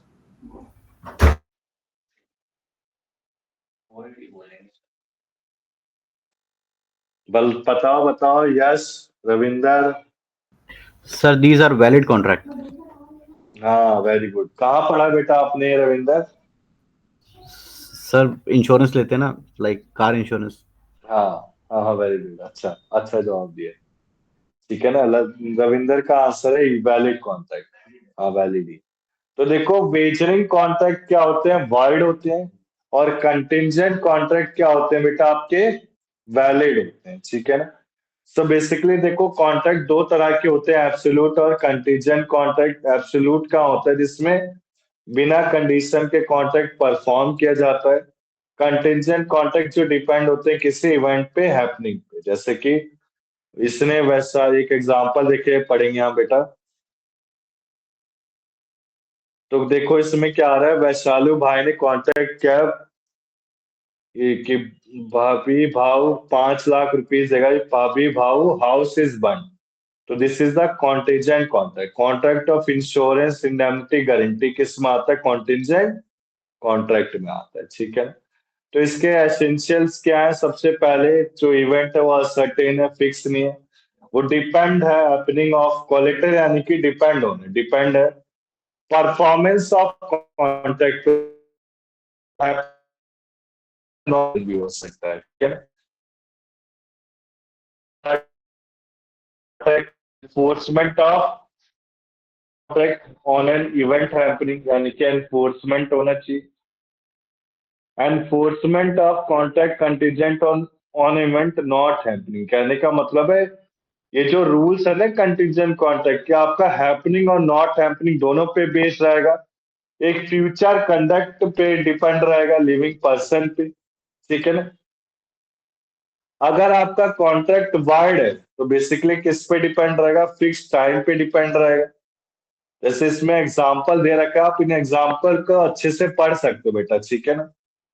इसके बाद देखो agreement contingent on impossible events wide, जैसे कि जो इम्पॉसिबल इवेंट है उससे वाइड कहा जाएगा। वैसे तो कंटीजेंट कॉन्ट्रैक्ट आपका वैलिड, बट जहां इम्पॉसिबल कोई इवेंट आता है तो वाइड हो जाता है बेटा। ठीक है ना। जैसे कि आपका अनुराधा ने शाम को प्रॉमिस किया 1 करोड़ रुपए देने के लिए, अगर वो ताजमहल दिल्ली से मुंबई में ले आएगा, तो बेसिकली क्या है, वाइड कॉन्ट्रैक्ट है, पॉसिबल नहीं है। क्लियर है बेटा यहाँ तक, कंटीजेंट कॉन्ट्रैक्ट तक? किसी को डाउट है इसमें? बताओ बेटा, किसी को डाउट है? No sir, it's clear. Clear है बेटा?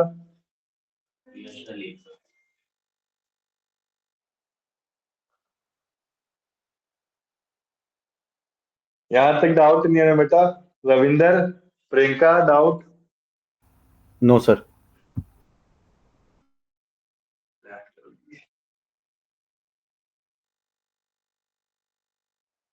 क्या अब देखो आप, क्वाजी कॉन्ट्रैक्ट आता है, इंपॉर्टेंट कॉन्सेप्ट। ठीक है ना। तो क्वाजी कॉन्ट्रैक्ट क्या है? ठीक है ना। इंफॉर्मेशन नहीं थी क्या क्लास की? बिल्कुल आज क्लास होगा। 5 मिनट पहले ही आया था। ठीक ठीक बेटा, आपकी क्लासेस हर संडे होती हैं यार।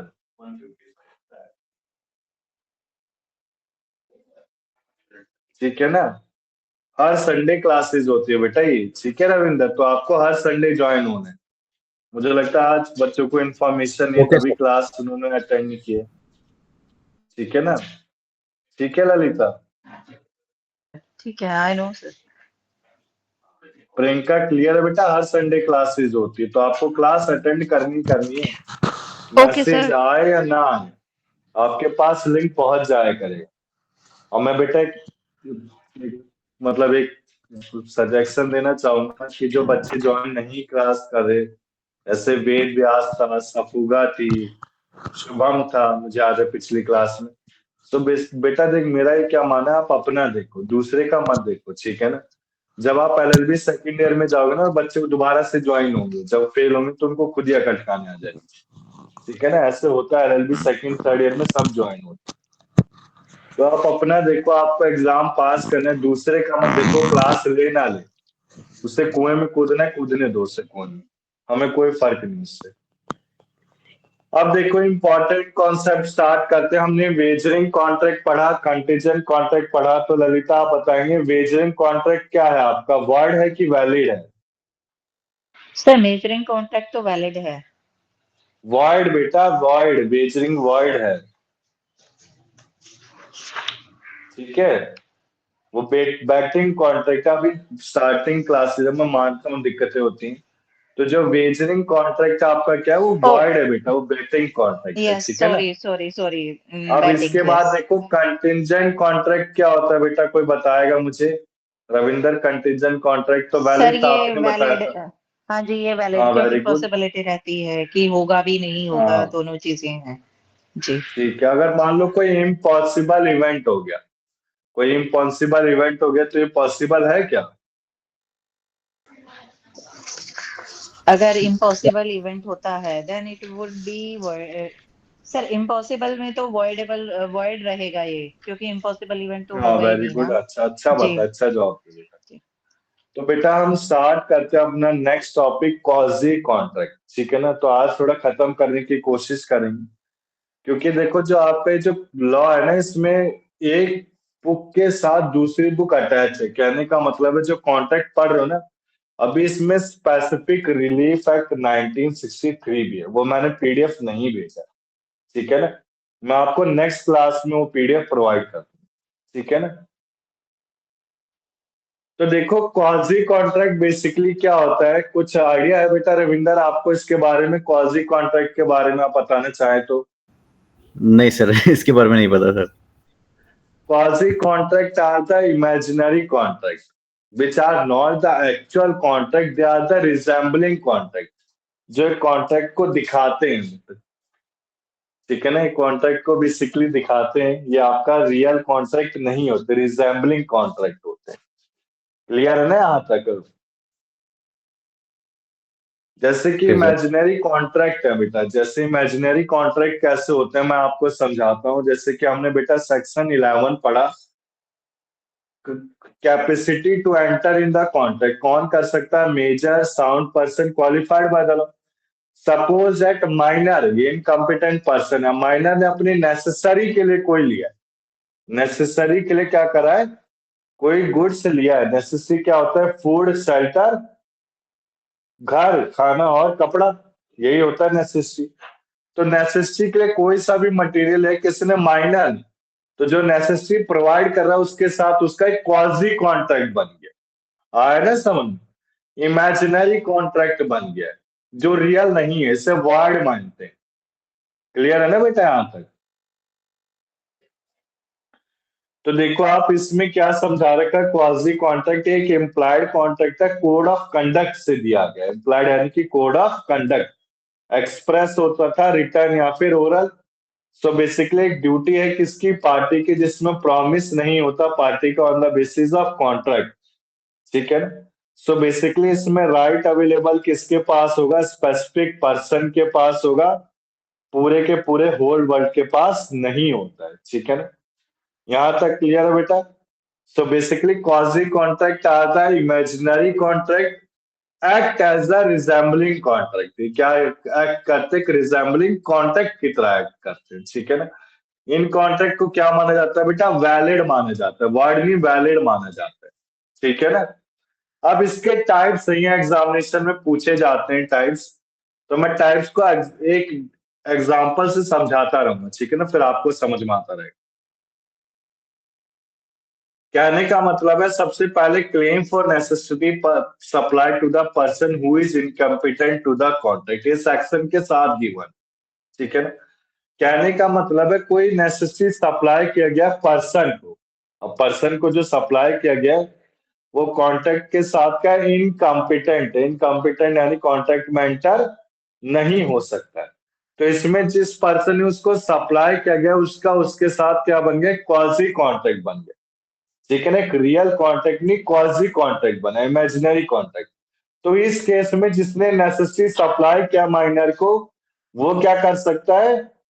प्रॉपर्टी, अगर माइनर ने मना कर दिया पैसे देने के लिए, तो जो वो जिसने नेसेसिटी सप्लाई किया वो माइनर से रियम्बर्स कर सकता है, माइनर की प्रॉपर्टी से, अपना जो प्राइस है, जो पैसे दिए हैं उसने या नेसेसिटी का जो अमाउंट दिया है।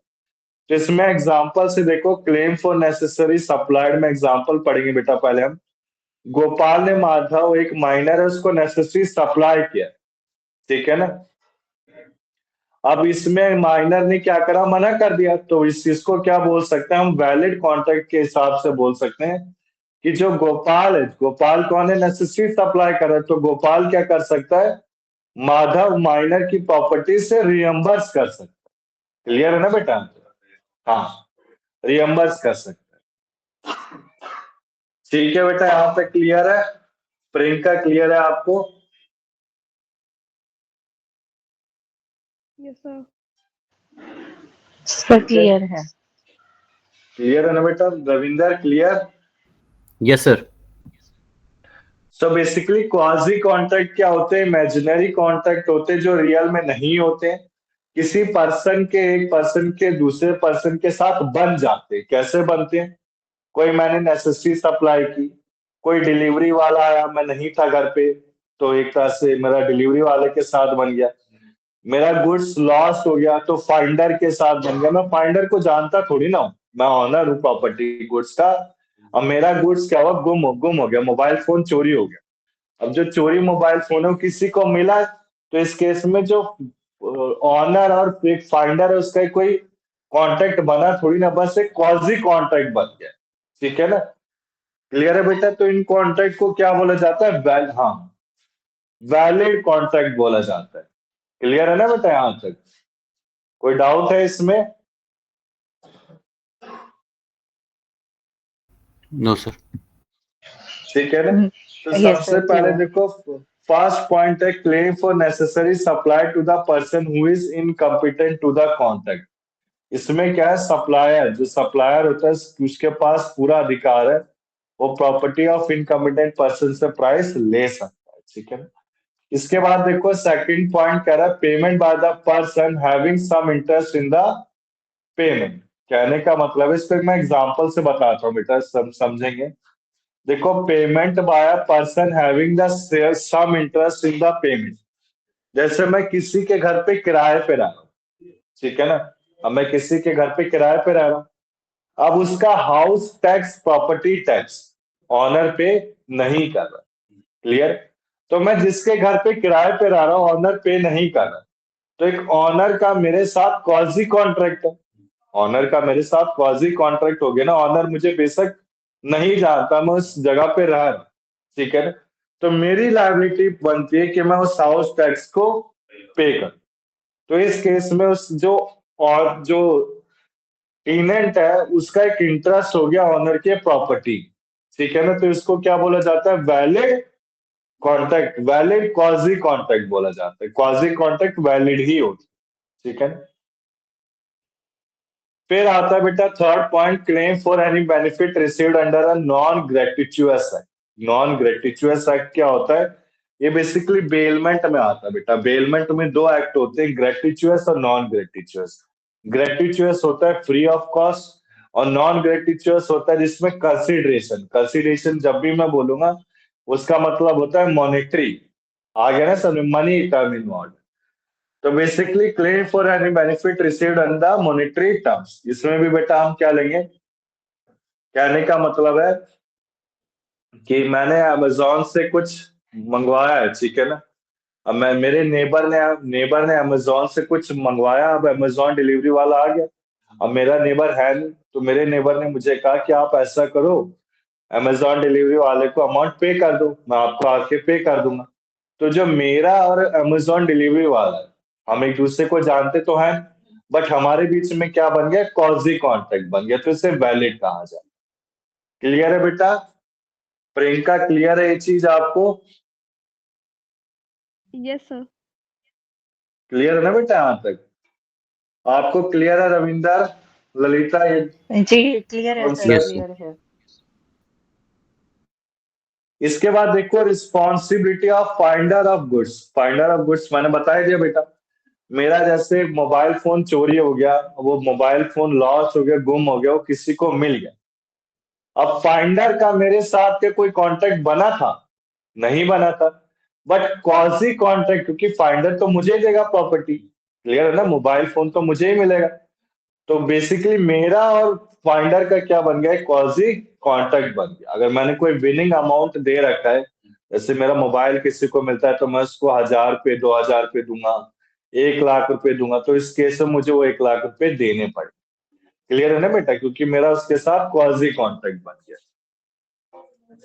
इसके बाद देखो लास्ट पॉइंट है मनी पेड किसी mistake under under under coercion दिया गया, ठीक है ना, नॉट नोइंग द फैक्ट, कोई मिस्टेक से दे दिया गया। जैसे कि आपका एक पर्सन है जिसको मिस्टेक से पे गया है कोर्जन, तो उसमें रीपे और रिटर्न, कहने का मतलब है अब मैंने किसी फर्स्ट पार्टी और सेकंड पार्टी से भी सेम अमेजोन का एग्जांपल मैं ले लेता हूँ बेटा, ठीक है ना। मैंने अमेजोन डीलर के साथ, मैं अमेजोन डीलर को जानता नहीं हूँ, बट मैंने क्या करा, गुड्स दे दिया, वो गुड्स डिफेक्टिव निकल गया, तो मुझे उसे ऑनर को वापस कर देना। सेम बेटा इसमें कॉजी कॉन्ट्रैक्ट आता है और कुछ कॉन्सेप्ट नहीं, इसको वैलिड माना जाए। क्लियर है बेटा, ललिता रविंदर, चले आगे हाँ हम अब। जी, क्लियर है सर, क्लियर है। रविंदर sir. क्लियर है ना अच्छे से, Yes, sir. पक्का क्लियर है ना?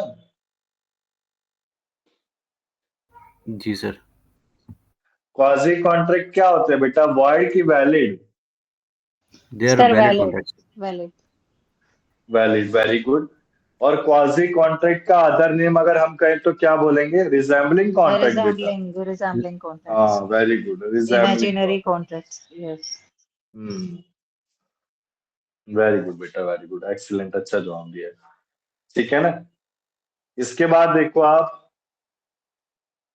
फिर है आपका, हमने वेजरिंग कॉन्ट्रैक्ट पढ़ लिया, वॉइड होता है, कंटीजेंट कॉन्ट्रैक्ट पढ़ लिया, वैलिड होता है। वेजरिंग वेजरिंग और कंटीजेंट के बाद क्वाजी हमने पढ़ लिया।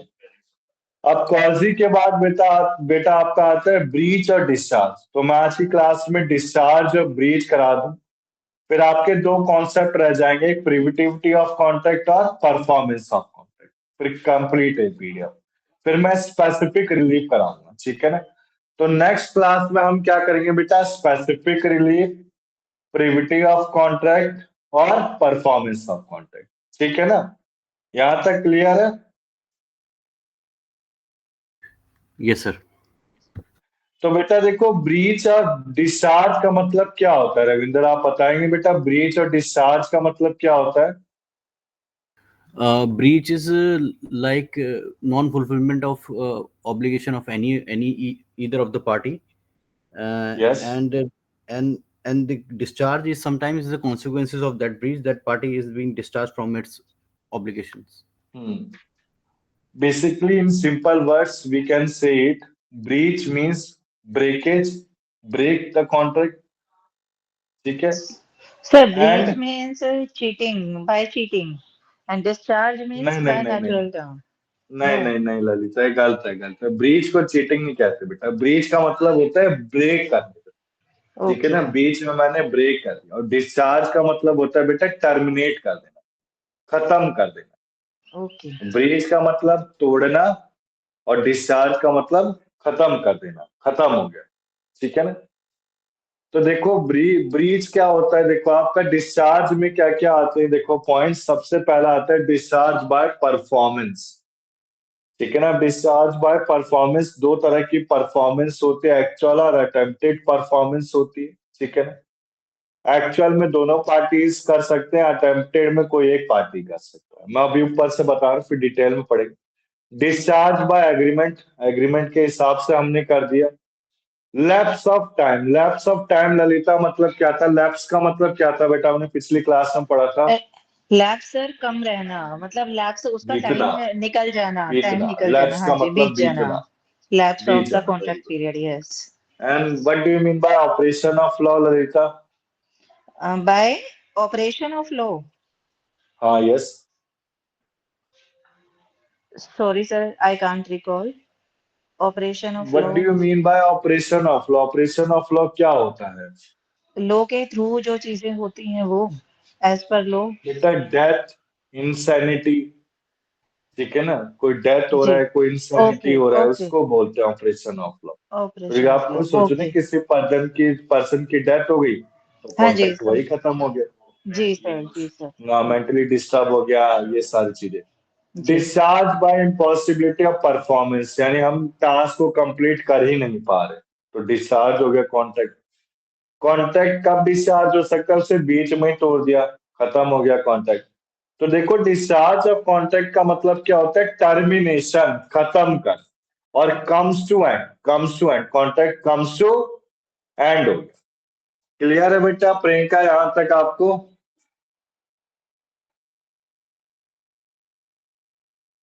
वॉइस आ रही है प्रियंका? क्लियर है यहां तक?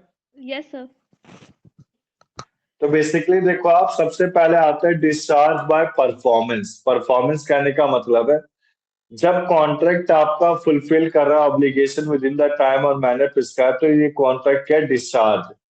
अब इसमें बेटा दो आते हैं, एक्चुअल और अटेम्प्टेड। एक्चुअल क्या होते हैं? जिसमें बोथ द पार्टीज, मैंने बताया ना, actual when all the parties agrees to discharge, और अटेम्प्टेड में क्या होता है? When one of the parties एक अटेम्प्ट किया, आ गया ना समझ, and the promisor refuses to accept this. कहने का मतलब है कि जब प्रोमिसर अटेम्प्ट कर रहा है, परफॉर्म मतलब करना चाहता है एक पर्सन और दूसरे पर्सन ने मना कर दिया, तो डिस्चार्ज हो गया।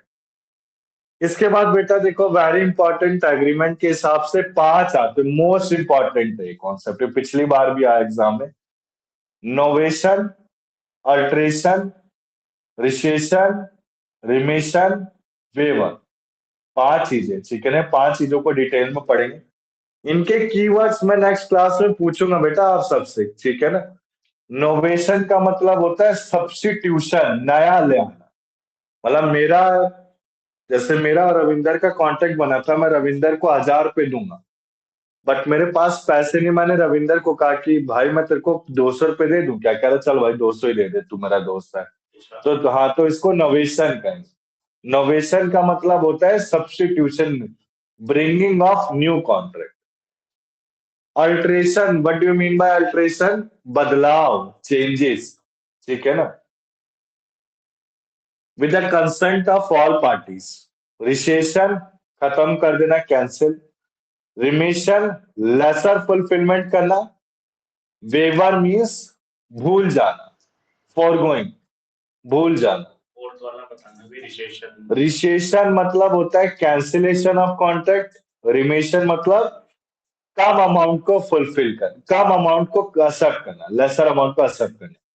तो सबसे पहले बेटा आता है नोवेशन। देखो ध्यान से देखेंगे हम, नोवेशन का मतलब क्या होता है? Substitution of new contract in place of existing contract. तो सब्स्टिट्यूशन क्या क्या कर रहा हूं मैं? नोवेशन में देखो ध्यान से समझेंगे हम, सब्स्टिट्यूट कर रहे न्यू कॉन्ट्रैक्ट, ठीक है ना? जैसे एग्जांपल बेटा मैंने आपको समझाया, कुछ भी पढ़ लेना पड़े तो नोट्स में एग्जांपल देख लेना एक बार, ठीक है ना? तो एग्जांपल है, राजू ने श्याम के साथ एक कॉन्ट्रैक्ट बनाया। राजू, श्याम, बाबूराव सब करता है बाबूराव को एज अ डेटर, ठीक है ना? तो मतलब राजू श्याम का जो कॉन्ट्रैक्ट था वो कैंसिल होके किसके साथ बदल गया? राजू और बाबूराव के साथ बन गया, ठीक है ना? तो यही है बेटा, एक कॉन्ट्रैक्ट नया बना देना, एक पुराने कॉन्ट्रैक्ट को खत्म कर देता है। नोवेशन दोनों पार्टीज के कंसेंट होता है। अल्ट्रेशन मतलब चेंज, चेंज इन वन और मोर टर्म्स ऑफ कॉन्ट्रैक्ट, ठीक है ना? So basically change in terms of contract को क्या बोलते हैं? अल्ट्रेशन बोलते हैं। ये बेसिकली आपका टेक प्लेस कैसे होता है? With the consent of all parties. Consent होगा किससे? ऑल पार्टीज से। इसमें देखो रिसेशन होता है, कैंसिलेशन ऑफ कॉन्ट्रैक्ट होता है। रिमिशन होता है, lesser fulfilment of termination of promise होता है, ठीक है ना? जैसे सलमान ने 500 रुपए ऐश्वर्या से लिया, अब सलमान ने एग्री किया है तो 250 रुपए ऐश्वर्या को देगा। आ गया ना समझ? कहने का मतलब है रिमिशन यानी कि लेसर एक्सेप्ट करना, यानी कि मेरे और किसी सेकंड पार्टी के बीच में 500 रुपए का कॉन्ट्रैक्ट बनाया, मैं 500 की जगह से 250 रुपए दे रहा हूँ, खत्म कर रहा हूँ कॉन्ट्रैक्ट, तो उससे क्या कहेंगे? रिमिशन। फिर लास्ट आता है बेटा वेवर। वेवर का मतलब क्या होता है? भूल जाना, forgoing of certain rights. Clear? तो 5 बेटा आपके, ये 5 इंपॉर्टेंट है डिस्चार्ज बाय एग्रीमेंट में। Novation, alteration, remission, rescission, waiver. Clear है बेटा? प्रियंका, ललिता, रविंदर, क्लियर है आपको ये चीज? क्लियर है yes sir. Yes, sir. Sir ठीक है ना? अच्छे से क्लियर है? इसको पढ़ना है घर में, एक बार पढ़ लोगे तो आ जाएगा सब। जी सर। इसके बाद देखो discharge by contract by lapse of time. तो मुझे समझाने की जरूरत तो है नहीं बेटा, ये खुद से भी कर सकते हैं आप लोग, ठीक है ना? हो जाएगा लैप्स ऑफ टाइम कि कराऊं मैं? नहीं सर, हो जाएगा। हो जाएगा ना रविंदर? ये वही है ना कि अगर उसने एक टाइम Yes, sir. हाँ टाइम पीरियड में नहीं हुआ तो डिस्चार्ज में आपके ग्रुप्स को तैयार कर दूंगा, लेकिन नहीं कर पाया तो उसमें डिस्चार्ज हो जाएगा। इसके बाद देखो फिर आता है discharge by operation of law. इसमें क्या क्या आता है बेटा? Death, insolvency, unauthorise material alteration, ठीक है ना? तो डेथ हो गया किसी एक पार्टी का तो ऑपरेशन ऑफ लॉ हो गया। इंसॉल्वेंसी, जिसमें insolvent, what do you mean bye insolvency? Insolvent का मतलब क्या होता है बेटा, किसी को आइडिया है? Cease to exist. नहीं। So, आपका the Ravinder bankruptcy. Arts background था कि commerce? Sir, I'm an engineer. अच्छा अच्छा, सॉरी सॉरी बेटा, हाँ। अब याद रखूंगा मैं नेक्स्ट क्लास से, ठीक है? Yes. पिछली क्लास में मैंने पूछा था, सॉरी। हाँ. रविंद्र, वो सॉरी, प्रियंका, यस सर। क्या बेटा आर्ट्स बैकग्राउंड की कॉमर्स है? Sir arts. तो आपको क्या इंसॉल्वेंसी की नॉलेज नहीं होगी। ललिता, आपको सर मैं इंसॉल्वेंसी की भी कुछ आइडिया? नहीं सर, अच्छा, मैं भी आर्ट्स आर्ट से ही। बैकग्राउंड की हूँ। इंसॉल्वेंसी सर इलीगल होता है क्या? देखो इंसॉल्वेंसी होता है जब पर्सन अमाउंट को पे नहीं कर सकता है, अच्छा, जब वो ओके। बैंकरप्सी हो जाता है। बैंक मतलब वो एक तरह से दिवालिया दिवालिया हो हो जाता जाए। है। हाँ, दिवालिया नहीं कहते हिंदी में? हाँ हाँ, जी, हाँ बैंकरप्ट जी। हो गया, उसके पैसे में कुछ बचे नहीं, बैंकरप्सी। उसे इंसॉल्वेंट कहते हैं। ओके। इसमें बैड डेब्ट कहा जाता है, ठीक है ना? मैं तो कॉमर्स बैकग्राउंड का हूं, तो मुझे अच्छी नॉलेज है। तो इसे बैड डेब्ट कहा जाता है, ठीक है ना? बैड डेब्ट कहने का मतलब है a person who is unable to pay the डेब्ट, ठीक है ना? So basically this is also clear in our this concept. when the person is declared to be insolvent, then such contract is discharged by the operation of law। Clear है यहाँ तक? इसके बाद देखो अनऑथराइज्ड मटेरियल अल्टरेशन। अब जैसे कि मैंने केक के साथ कॉन्ट्रैक्ट बनाया, बट ऐसा हमारा अल्टरेशन हो रहा है जो टर्म्स एंड कंडीशन या कंसेंट ऑफ मेंबर्स को फुलफिल ही नहीं कर पा रहा, तो इस केस में क्या हो जाएगा? ऑपरेशन ऑफ लॉ हो जाएगा। मर्जर बेटा, मर्जर का कोई जी सर, मर्जर जब दो मर्जर अलग क्या लोग होता है बेटा? मर्ज हो जाए, दो अलग से पार्टीज मिल जाएं, किसी और चीज के साथ आप जुड़ जाएं, तब दो हाँ, डिफरेंट वेरी गुड। कॉन्ट्रैक्ट्स को जो मर्ज कर दिया जाए। हाँ, यस बेटा, तो मर्जर क्या होता है बेसिकली? जब एक पार्टी दूसरे के साथ मर्ज हो जाता है, ठीक है ना? इसके बाद देखो हमने ऑपरेशन ऑफ लॉ में पढ़ लिया डेथ, इंसॉल्वेंसी, मर्जर, क्लियर? फिर आता है discharge bye breach of contract. Breach क्या मतलब होता है? ब्रेक करना, ब्रेक कर देना। तो आपको पता है अगर मान लो किसी एक पार्टी ने मना कर दिया तो वैसे ही कॉन्ट्रैक्ट आपका डिस्चार्ज हो गया।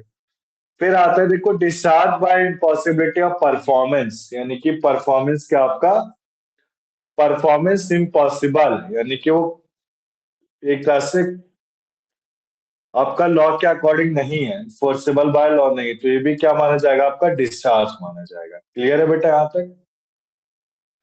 जैसे इसमें एग्जांपल दे रखा है, आप देख सकते हैं ए और बी एक दूसरे के साथ मैरी करना चाहते हैं, बट जब तक टाइम फिक्स होता है मैरिज का, ये क्या हो गया? पागल हो गया, तो ये कॉन्ट्रैक्ट क्या होगा? वाइड हो जाएगा। क्लियर है बेटा यहाँ तक?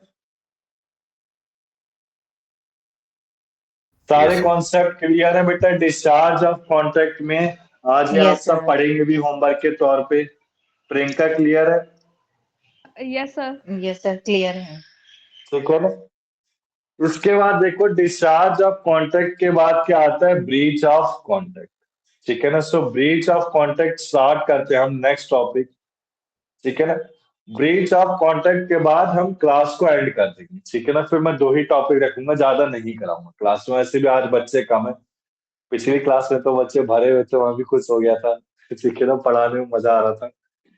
देखो आप देखो breach of contract and remedies for breach of contracts में, ब्रीच ऑफ कॉन्ट्रैक्ट में बेसिकली दो तरह के ब्रीच होते हैं। कैसे? एक्चुअल ब्रीच और एंटीसिपेटरी ब्रीच। ब्रीच और डिस्चार्ज मुझे आ गया। डिस्चार्ज मतलब टर्मिनेशन, ब्रीच मतलब ब्रेक यानी कि तोड़ना कॉन्ट्रैक्ट को, ठीक है। तो ब्रीच कब हो सकता है? ड्यू डेट से पहले और ड्यू डेट के बाद भी हो सकता है, ठीक है। तो जो बिफोर ड्यू डेट होता है वो क्या होता है? एक्चुअल ब्रीच होता है, ठीक है ना। बिफोर यानी कि within the due date. और जो आफ्टर ड्यू डेट होता है उससे एंटीसिपेटरी ब्रीच क्या, ठीक है ना। तो बेटा ये कुछ लॉ की लैंग्वेज है, हम इसको नहीं पढ़ेंगे, हम सीधा कहाँ चले जाएंगे? चार्ट। समरी काफी अच्छे तरीके से आ जाएगी समझ में, ठीक है ना। तो जो बेसिकली ब्रीच देखो, ब्रीच, हाँ, एंटीसिपेटरी ब्रीच क्या होता है? जो breach before the due date होता है। और एक्चुअल ब्रीच क्या होता है? जो ड्यू डेट के, due on the due date बेटा, ऑन द मतलब ड्यू डेट हुई नहीं और ड्यू डेट पे हो गया। सो बेसिकली जो बिफोर ड्यू डेट हो रहा है इसमें क्या आते हैं? प्रॉमिस, प्रॉमिस के दो ऑप्शन होते हैं, ठीक है ना। प्रॉमिस के दो ऑप्शन क्या क्या है? सबसे पहले देखो आप, ऑप्शन नंबर 1, कॉन्ट्रैक्ट को कैंसिल किया जा सकता है, क्लेम को डैमेज। बेटा देख इसमें कॉन्सेप्ट क्या है ब्रीच ऑफ कॉन्ट्रैक्ट में? मैं क्लास से रेक्टिफिकेशन नहीं करा रहा, बस समझा कैसे, देखो समझेंगे हम। जब ब्रीच ऑफ कॉन्ट्रैक्ट होगा तो आप क्या करोगे? कॉन्ट्रैक्ट को कैंसिल करोगे, कैंसिल तो करना ही है चाहे हो ना हो, और डैमेजेस क्लेम करोगे। क्लियर है यहाँ तक? तो डैमेजेस कहाँ क्लेम किया जाता है आपका? एंटीसिपेटरी ब्रीच में, ठीक है ना। मतलब दोनों में डैमेजेस क्लेम किया जाता है, बस ये समझ लो और कुछ नहीं। इन दोनों कॉन्सेप्ट का मतलब ये है, एंटीसिपेटरी ब्रीच होता है before the due date, actual breach होता है on the due date. Clear है यहाँ तक? आगे कोई कंफ्यूजन करनी नहीं है। अब बेटा मेरा क्वेश्चन अराइज होता है, बहुत इंपॉर्टेंट टॉपिक क्वेश्चन है। अगर ब्रीच हुआ, मेरे को डैमेजेस मिल रहा है, तो इंडियन कॉन्ट्रैक्ट एक्ट 1872 में आया। ब्रीच हुआ, मुझे डैमेज नहीं चाहिए, मुझे क्या चाहिए? इस बंदे को सजा मिले, इसको जेल हो या फिर इसको फांसी फांसी की सजा हो। तो ये किस एक्ट में आता है? वो स्पेसिफिक रिलीफ एक्ट में 1963 में आता है। क्लियर है ना बेटा यहाँ तक? तो हम जो इंडियन कॉन्ट्रैक्ट पढ़ रहे हैं ना, इसी में बेटा स्पेसिफिक रिलीफ एक्ट 1963 भी है। वो हम नेक्स्ट क्लास में स्टार्टिंग पॉइंट से उसका एक पीडीएफ में दिखा दूंगा कैसे पढ़ें। क्लियर है रविंदर ये चीज आपको? Yes, Lalita, sir. जी ठीक सर, है ना? क्लियर है, तो क्लियर आ है। गया ना बेटा, जैसे ब्रीच है, ब्रीच में मैं डैमेजेस ले रहा हूँ तो इंडियन कॉन्ट्रैक्ट में आता है। मुझे ओके। डैमेज नहीं चाहिए, मुझे चाहिए पर्सन को सजा हो, हाँ जी। इम्प्रिजनमेंट हो या फिर वो इम्प्रिजनमेंट हो मान लो आप, या फांसी की सजा हो, ठीक है ना। तो उसमें क्या माना जाएगा आपका? स्पेसिफिक 1963। रिलीफ एक्ट 1963 में आएगा वो। ओके। मैं एक स्पेसिफिक रिलीफ चाहता हूँ। क्लियर है ना यहाँ तक?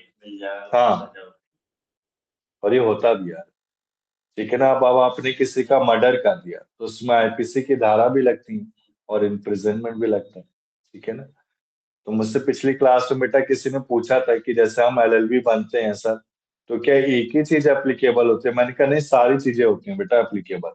जो एक्ट में होता है ना, जैसे अब आप एलएलबी क्लियर करोगे तो आप सारी चीजों को तो पढ़ नहीं सकते।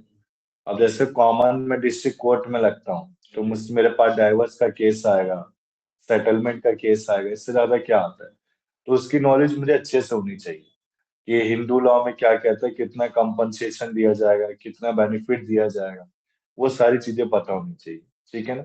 देखो बेटा मैं कहूंगा जैसे हम जो क्लासेस कर रहे हैं इसमें हिंदू लॉ और मुस्लिम लॉ तो जरूर करना, काफी अच्छे तरीके से और बहुत बढ़िया। मैं तो खासकर अच्छे से पढ़ाता हूँ, ठीक है ना। हिंदू लॉ मुस्लिम लॉ मैंने बहुत अच्छे से पढ़ाई है।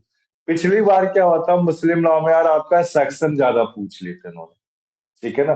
तो सेक्शन हम आपके इस बार करके चलेंगे, सेक्शन सब में ही आते हैं पर मुस्लिम लॉ में ज्यादा ही पूछ लिए थे, ठीक है ना। हद से ज्यादा मुस्लिम लॉ को मॉमडन लॉ कहा जाता है। जैसे इसमें भी तलाक, काफी सारी चीजें हम पढ़ते हैं, ठीक है ना। तो ब्रीच ऑफ कॉन्ट्रैक्ट क्लियर हो गया? बताओ बेटा Ravinder, Priyanka. Yes, sir. Yes sir. Yes sir, is तो कंप्लीट। देखो बेटा ब्रीच ऑफ कॉन्ट्रैक्ट को, इसको मैं खुद पढ़ने के लिए दे दूं कि कराऊं बेटा इससे? ये जो थ्योरिटिकल पार्ट है कि चार्ट हमने पढ़ लिया, इनफ है। बोलो।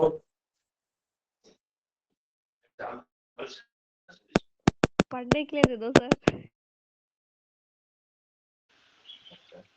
हाँ सही बेटा, सही है। तो आगे चलो ना बेटा हमें। अब देखो इसके बाद आता है रेमेडीज, ठीक है ना। सो रेमेडीज माय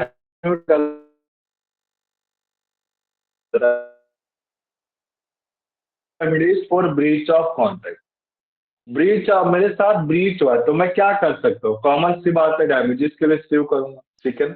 तो पहले स्यू फॉर डैमेजेस समझा देता हूँ। स्यू फॉर डैमेजेस है, अब जैसे किसी ने मेरे प्रॉमिस को ब्रेक किया तो मैं क्या करूंगा?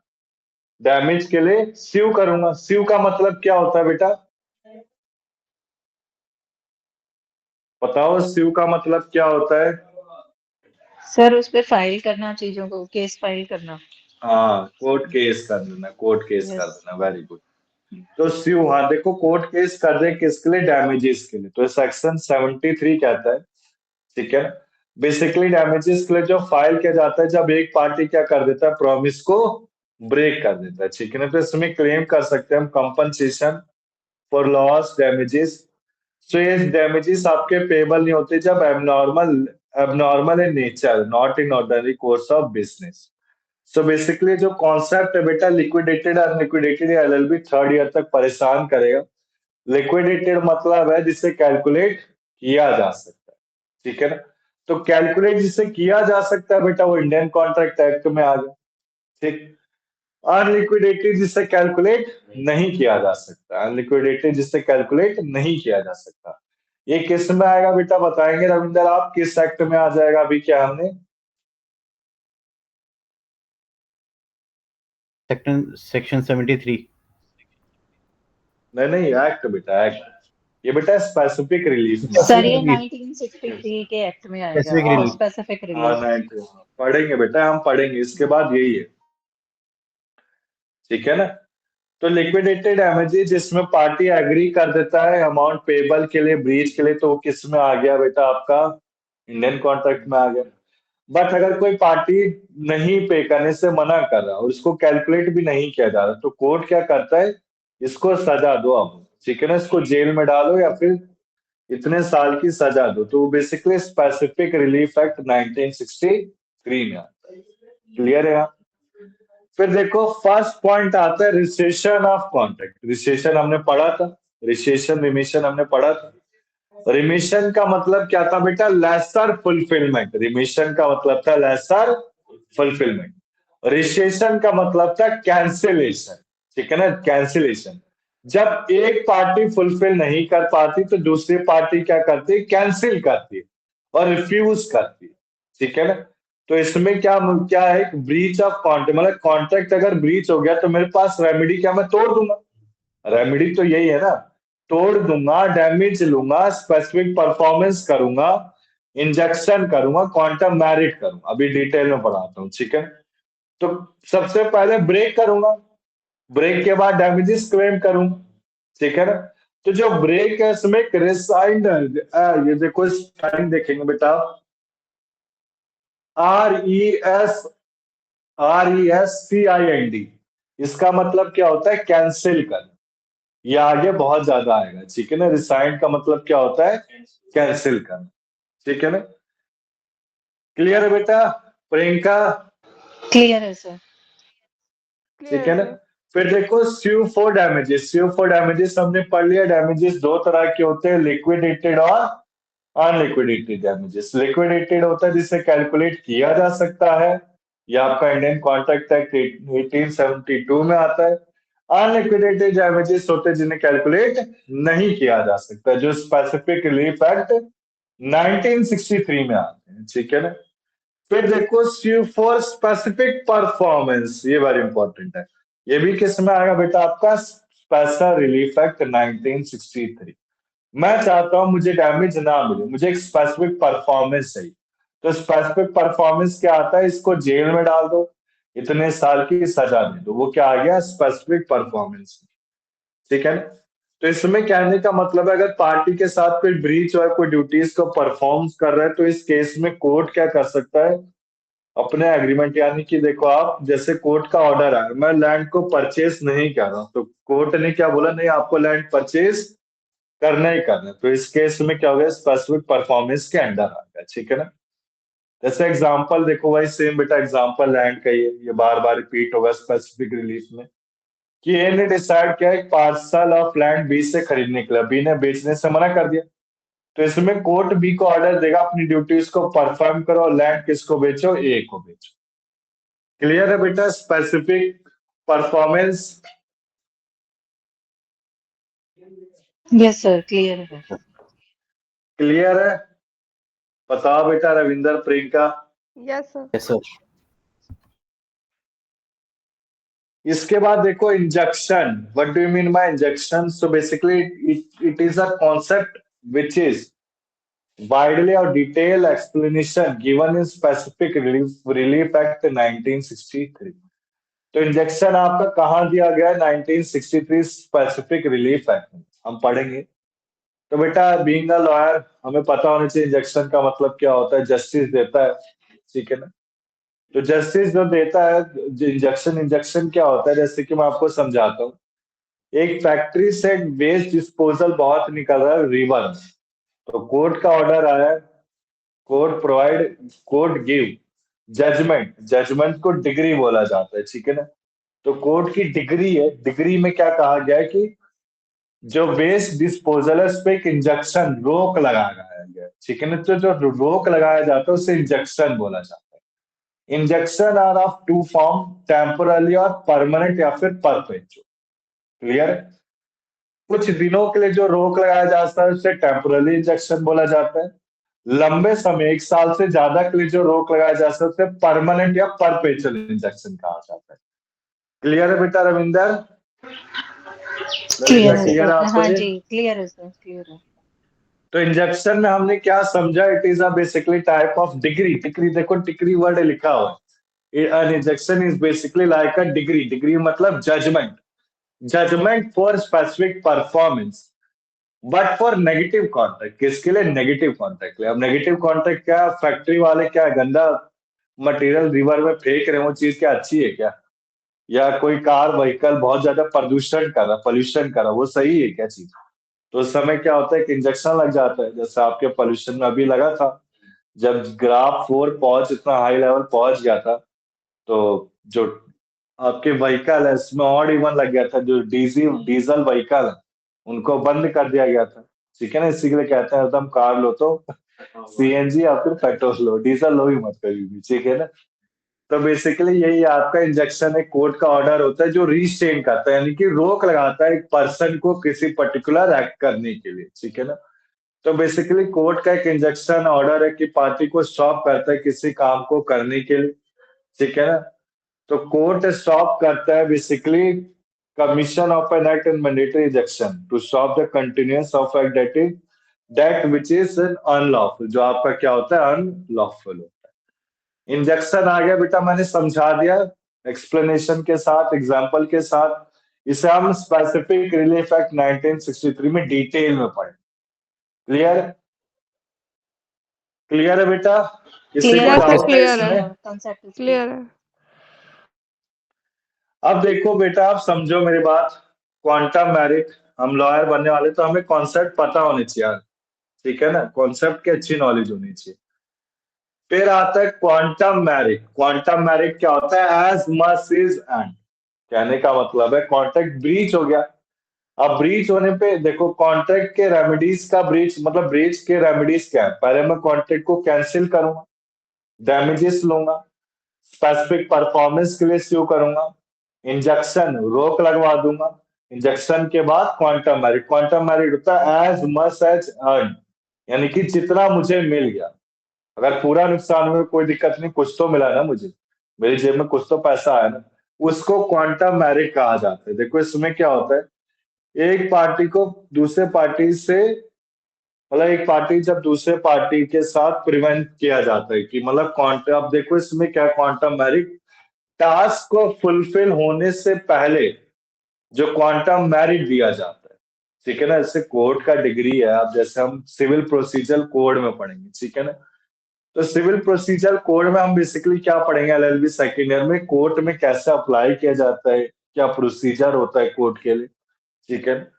तो उसमें देखो आप अप्लाई करने से पहले, यानी कि अप्लाई अप्लाई करने से पहले और कोर्ट वो जज के वो लॉ कोर्ट रूम के जाने से पहले जो टास्क होता है उसको क्या बोलते हैं, क्वांटम मेरिट कहा जाता है। At times when the party of contract is prevent from finishing his performance of contract by the other party he can claim quantum merit, ठीक है ना।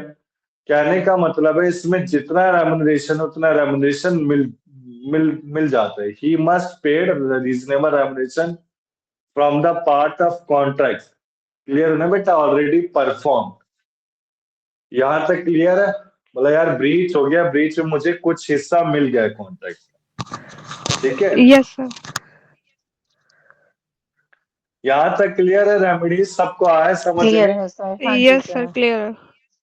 Yes, sir. Breach of contracts के हमने remedies अच्छे से कवर अप कर लिए। Breach of contract कितनी तरह के होते हैं, 2 तरह के होते हैं। एंटीसिपेटरी, एक्चुअल ब्रीच हमने डिटेल में पढ़ लिया।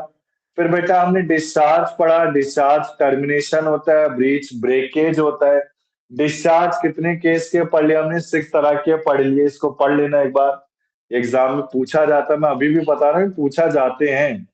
कंटिजेंट हमने कॉन्ट्रैक्ट पढ़ा। कंटिजेंट कॉन्ट्रैक्ट क्या होता है, वैलिड कॉन्ट्रैक्ट होता है। वेजरिंग कॉन्ट्रैक्ट क्या होता है, वॉइड कॉन्ट्रैक्ट होता है। क्वाजी कॉन्ट्रैक्ट क्या होता है, वैलिड कॉन्ट्रैक्ट होता है। क्वाजी कॉन्ट्रैक्ट को क्या बोलते थे बेटा, इमेजिनरी कॉन्ट्रैक्ट बोलते थे। इमेजिनरी कॉन्ट्रैक्ट, इसमें टाइप्स ऑफ कॉन्ट्रैक्ट हमने पढ़ा, 5 तरह के टाइप्स हैं। जब नेसेसरी सप्लाइड किया जाता है, इंटरेस्टेड पर्सन है, कोई नॉन ग्रेटिचुअस एक्ट है, responsibility of finder of goods है, ठीक है ना। मनी पेड किया गया किसी मिस्टेक या फिर अंडर कोर्सन, ठीक है। इसके बाद देखो बेटा जो कॉन्सेप्ट आता है ना, परफॉर्मेंस ऑफ कॉन्ट्रैक्ट। तो परफॉर्मेंस ऑफ कॉन्ट्रैक्ट में हम नेक्स्ट क्लास में करेंगे, ठीक है ना। मेरे हिसाब से परफॉर्मेंस ऑफ कॉन्ट्रैक्ट के बहुत कम क्वेश्चन आते हैं, ठीक है ना। मैं पहले वही कॉन्सेप्ट करा देता हूँ जो इंपॉर्टेंट है, जो जल्दी से दिमाग में आ जाए बच्चे के, ठीक है ना। तो मैं परफॉर्मेंस ऑफ कॉन्ट्रैक्ट और प्रिविटिविटी ऑफ कॉन्ट्रैक्ट, ये दोनों रह गए ना बेटा पीडीएफ में। ये दोनों हम कब करेंगे, नेक्स्ट क्लास में, ठीक है। या ओके सर। प्रिविटी करा दूंगा, बोलो। Okay sir. इसको चलो नेक्स्ट क्लास में कराऊंगा मैं। अब बेटा डाउट है, किसी का डाउट है अभी तक किसी भी टॉपिक को लेके, कोर्स रिलेटेड, कि आगे क्या क्या करेंगे हम। सर हमारे एग्जाम कितने होंगे? Exam, very good question. Exam कितने होंगे, तो मैंने बेटा पेपर दिखाया था, अभी टोटल 8 पेपर है। ओके सिलेबस दिखाया था ना, उनको फिर से दिखा देता हूँ एक बार को। ओके। और पूछो बेटा रविंदर, कोई डाउट पूछ सकते हो आप। सर ये सेमेस्टर वाइज एग्जाम होंगे, एनुअली एग्जाम होंगे, लाइक 3 एग्जाम और 6 एग्जाम? ये बेटा एनुअली होते हैं, हर साल में एक बार। जैसे एलएलबी 3 साल का है ना, देखो एलएलबी फर्स्ट ईयर में कितने पेपर है आप देख सकते हैं, 8 है। दिखा बेटा आपको ब्रेक का ये? यस सर, दिख रहा है। तो ये सारा सिलेबस में बेटा, इसी के लिए एलएलबी थोड़ी लेंथी होती है। ओके।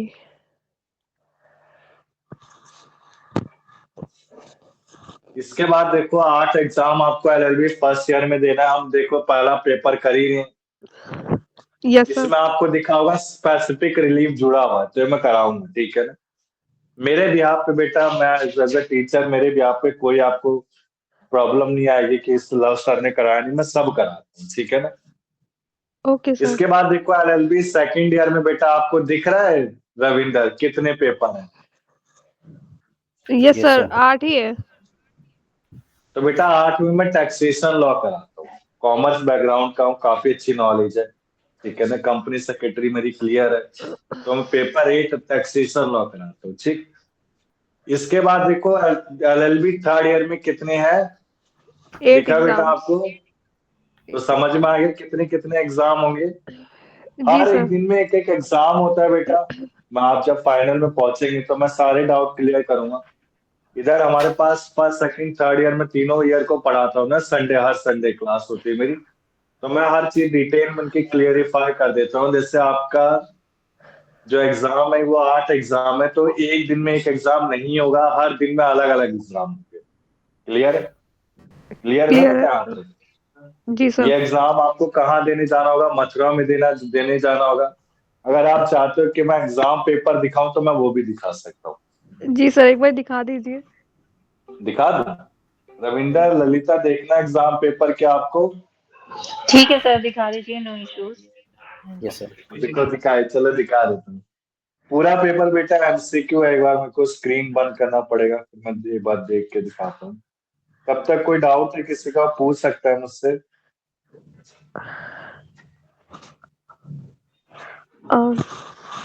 सर आपको तो पता होगा कि मतलब कितने डेज में मतलब पेपर पढ़ेंगे, जैसे कुछ गैप मिलेगा 1-2 दिन का, या कंटिन्यूसली एग्जाम मिलेगा चलेंगे? मिलेगा। गैप पिछली बार मिलेगा। बेटा मैक्सिमम 2 डेज का गैप था, ठीक है ना? मैक्सिमम कितनी डेज का गैप था? 2 डेज का। 2 डेज का, ओके। बट सर एक चीज और बताइए, जैसे हम हाँ लोग हाँ बोलो। मोस्टली में भी दिल्ली से हैं, तो आउट ऑफ हम्म। स्टेशन के लिए फिर वो फ्रीक्वेंसी विजिट करना पड़ेगा तब तक वहां, या नहीं दिन नहीं, में? विजिट नहीं बेटा। जैसे आपको जो एग्जाम है, देखो पिछले साल में तो क्या हुआ है कि मथुरा में एग्जाम सेंटर पड़ा है, तो जी। आप सबको मथुरा जाना पड़ेगा बेटा, ठीक है ना? ओके।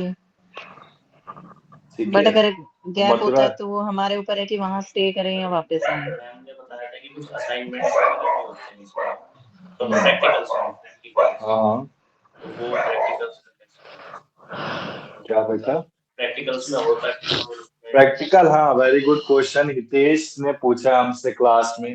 बोला था ना कि हितेश ऑफलाइन जुड़े हैं ना हमारे साथ, तो हितेश ने हमसे पूछा है क्लास में, मुझसे पूछा है कि सर क्या प्रैक्टिकल होंगे? हाँ जी होंगे। प्रैक्टिकल आपके कब होंगे बेटा? आपके प्रैक्टिकल होंगे पेपर के बाद, ठीक है ना? तो बस एक दिन के लिए जाना पड़ेगा उसके लिए, ठीक है? ठीक है यस। ललिता, रविंदर आपको। सो बेटा मैंने एग्जाम जी सर। पेपर आपको ओपन कर दिया है, ठीक है ना? 2024 का तुमको मंगवाना पड़ेगा मुझे, मैं मंगवा दूंगा, ठीक है ना? ये पिछले से पिछले साल का, मतलब अभी जो थर्ड ईयर में ना बच्चे, उनके फर्स्ट ईयर का एग्जाम है। ये एग्जाम आपको दिख रहा होगा एक बार, प्रियंका, कौन सा ये? Yes family sir. लॉ 2। तो फैमिली फैमिली लॉ। लॉ 2 कौन सा है बेटा? मॉमडन लॉ, मुस्लिम लॉ, ओके ठीक है सर। ना? फैमिली लॉ में दो आते हैं, हिंदू लॉ और मुस्लिम लॉ। मुस्लिम लॉ। पेपर टाइमिंग आपको दिख रही है, 1.5 ईयर है, मैक्सिमम मार्क्स कितने? 100। क्लियर है बेटा? जी सर। पिछला पेपर मुझे देखना पड़ेगा एक बार, ठीक है ना? मैं देख के 100 होते हैं, बट क्या आप है ना जब एग्जाम देने जाओगे तो इंस्ट्रक्शन पढ़ लेना है, क्योंकि पिछले साल से पिछले शायद 80 मार्क्स का था, ठीक है ना? तो नहीं नहीं, देखो आप बेसिकली इसमें देखो लिखा हुआ है बुकलेट 2, देखो क्वेश्चन, बुकलेट कंटेन्स 100 क्वेश्चन, इसमें बस 50 क्वेश्चन करने ओएमआर शीट में। ओएमआर शीट तो किया हुआ है ना बेटा, वो पेन से सर्कल करते हैं सब, है Priyanka? Yes yes sir. Sir, किया हुआ है। ये तो किया हुआ है ना आपने, दिया हुआ हाँ कहीं ना जी। कहीं एग्जाम। तो इसमें बेटा आपको देखो देखो, मैं ये नहीं कह रहा मेरे हिसाब से ही चलो, अब एग्जाम का पैटर्न है, कुछ भी बदल सकते हैं, हमारी उनकी इच्छा है। तो आपको ये पढ़ के जाना है इंस्ट्रक्शन। इस इंस्ट्रक्शन में देखो साफ साफ लिखा है कि इस क्वेश्चन में अगर 50 से ज्यादा क्वेश्चन कोई अटेम्प्ट करता है तो पहले 50 को एवेल्यूएट किया जाएगा। मतलब एक क्वेश्चन कितने मार्क्स का हुआ? 22 मार्क्स का। आया समझ में बेटा? जी। जी सर। मतलब आपको टोटल 50 अटेम्प्ट करने, या ऐसा कुछ नहीं है कि पिछली बार तो खैर सभी अटेम्प्ट करना था, टू बी ऑनेस्ट करूंगा, सारे 1 मार्क्स के थे। आई 22 का इसमें है यार, अभी मेरे को टाइम लगेगा ना, अभी नेक्स्ट ईयर की भी क्लास मैं नेक्स्ट क्लास में दिखा दूंगा बेटा, ठीक है? ठीक है सर, जी कोई सर, तो ठीक है। हाँ, इसी जो इंडियन कॉन्ट्रैक्ट का आया था ना जो आपका, वही पेपर दे भी दूंगा प्रैक्टिस के लिए। मैं पेपर भी दूंगा, सेक्शन की लिस्ट भी दूंगा, हर हर पेपर करा के सेक्शन की लिस्ट, पेपर सॉल्व करने के, और एक एमसीक्यू, कुमार का क्वेश्चन बैंक होता है एमसीक्यू पैटर्न में, वो सॉल्व करना है घर बैठ बैठ, ठीक है ना? तो ये देखो कुछ क्वेश्चन ऐसे है प्रियंका, आप देख सकते हैं। शुभम यस का सर। डाउट था, शुभम है नहीं इस क्लास में, तो मैं दिखाता। ये बेटा आपको इस साइट से मिल भी सकते हैं, जो साइट लिखी हुई है ना, इस हाँ साइट हाँ पे मिल जाएगा। मैं लिंक प्रोवाइड कर दूंगा, अभी वेट करो, मार्च अप्रैल आने दो, फिर मैं सब प्रोवाइड कर दूंगा। अभी इतना टॉपिक भी क्लियर नहीं हुआ तो एग्जाम हाँ अभी वही तो मैं बट एग्जाम दिखा रहा हूँ, हाँ तो ये दिख रहा है ना बेटा प्रियंका, यस सर, ये ये सारे कुछ क्वेश्चंस क्वेश्चन, ऑप्शनल में ही आएंगे, मतलब ऐसे टिक मार्क हाँ टाइप? सब सब सब सब टिक मार्क है बेटा, सब टिक मार्क है, मतलब सारे के ऑल सारे पेपर्स टिक ऐसे मार्क में। आएंगे? हाँ जी ऑल पेपर। मतलब हमें कुछ लिखना नहीं है इतना कुछ, मतलब? नहीं बेटा, तभी तो मैं कहता हूँ क्लास अटेंड करो। The oh more you have the knowledge the more you attempt in your examination. जितनी ज्यादा नॉलेज होगी उतना अटेंड करोगे। अब प्रियंका, वो मैंने मुस्लिम लॉ में इद्दत तो पढ़ा ही नहीं, इद्दत क्या होता है, तो मैं क्वेश्चन में इद्दत कैसे कर पाऊंगा, आप बताएंगे मुझे? यस सर, मैं नेक्स्ट टाइम से ध्यान दूंगी। मुझे एक्चुअली पता ही नहीं था कि एग्जाम किस तरीके से आएगा, इसलिए मैंने आपसे पूछा। क्योंकि ठीक है बेटा। दी भी कर रही है ना, तो उन्होंने बोला कि लिखना पड़ता है, तो मुझे लगा था ऐसा ही कुछ होगा। नहीं नहीं, वो अलग अलग उसमें होता है, जैसे आपके जिस कॉलेज से आप कर रहे हो ना, तो इस जी। साल है, जैसे आप इस साल के आखिरी में तो एमसीक्यू करोगे, पर वो बेटा बदल भी सकते, कोई बड़ी बात नहीं उनके लिए। मैं तो पढ़ा रहा ओ, हूँ, मुझे तो 3 साल हो गए यहाँ पढ़ाते हुए, तो पूरा एमसीक्यू ही रहा। बट अगले साल का मैं कुछ नहीं कह सकता, वो डिसाइड कर सकते, बट मान के चलो 100% चांसेस है। आपका तो फर्स्ट ईयर में तो एमसीक्यू होगा। ऐसे पता तो चल जाएगा ना एग्जाम से पहले। हाँ कंफर्मेशन 100% आएगी, पक्का आएगी बेटा। ये देखो सेक्शन पूछा गया इधर, ठीक है ना, तो ये सेक्शन सब पूछे जाएंगे, क्लियर है? तो पिछली जी क्लास में सर। बेटा शुभम था, उसने मुझसे पूछा था कि हिंदी में करे, तो हिंदी में भी है ये, इंग्लिश प्लस हिंदी है, तो आपको ये एक अटेम्प्ट कर सकते हो, ठीक है ना? जी सर। ठीक है बेटा, तो आज की क्लास के लिए मैं इतने रखता हूँ। कोई डाउट है इसके अलावा, पेपर के अलावा? नो ये सर। पेपर नहीं मैं सर। प्रोवाइड कर दूंगा, ठीक है ना? जी ठीक है सर। नेक्स्ट क्लास में हम क्लास में पेपर प्रोवाइड कर देंगे इंडियन कॉन्ट्रैक्ट का, ठीक है? जी इसमें स्पेसिफिक रिलीफ फैक्टर सब होगा। एक देखो मैं क्वेश्चनेयर प्रोवाइड करा करूंगा, question bank, MCQ pattern, previous year question paper, जो पिछले साल क्वेश्चन पेपर, उसे जरूर सॉल्व करें, क्योंकि पेपर से उठ के आ जाते हैं एक दो क्वेश्चन, ठीक है ना? टॉपिक सेम सर, थोड़े बहुत सेम ओके सेम सर। सब सेम रहेगा, सब सेम रहेगा। और लास्ट में मैं क्या प्रोवाइड करूंगा, सेक्शन की लिस्ट, ठीक है ना? मैं जी भूलता नहीं हूँ बेटा, अगर सपोज दैट भूल भी गया ना तो मुझे याद दिला दो, ठीक है ना? मैं तीनों साल श्योर। में प्रोवाइड करता रहता हूँ, ठीक है? Okay sir. Okay. Okay sir. Ravinder, कोई डाउट बेटा आपको? No sir. ठीक है बेटा, तो आज की क्लास को इतना एंड करें हम। कोई डाउट है तो अभी भी पूछ सकते हैं। क्लासेस बेटा हर संडे चलेंगी, कोई भी संडे ऐसा नहीं होगा जब क्लास ना चले। आपको अटेंड करना है, ठीक है ना? Sure attend sir. करनी है class, okay sir. Okay sir. ठीक है थैंक यू बेटा? सर। थैंक ठीक है बेटा, जा सकते हैं आप सब। Okay thank you sir. Sir. Thank you sir. ठीक है बेटा।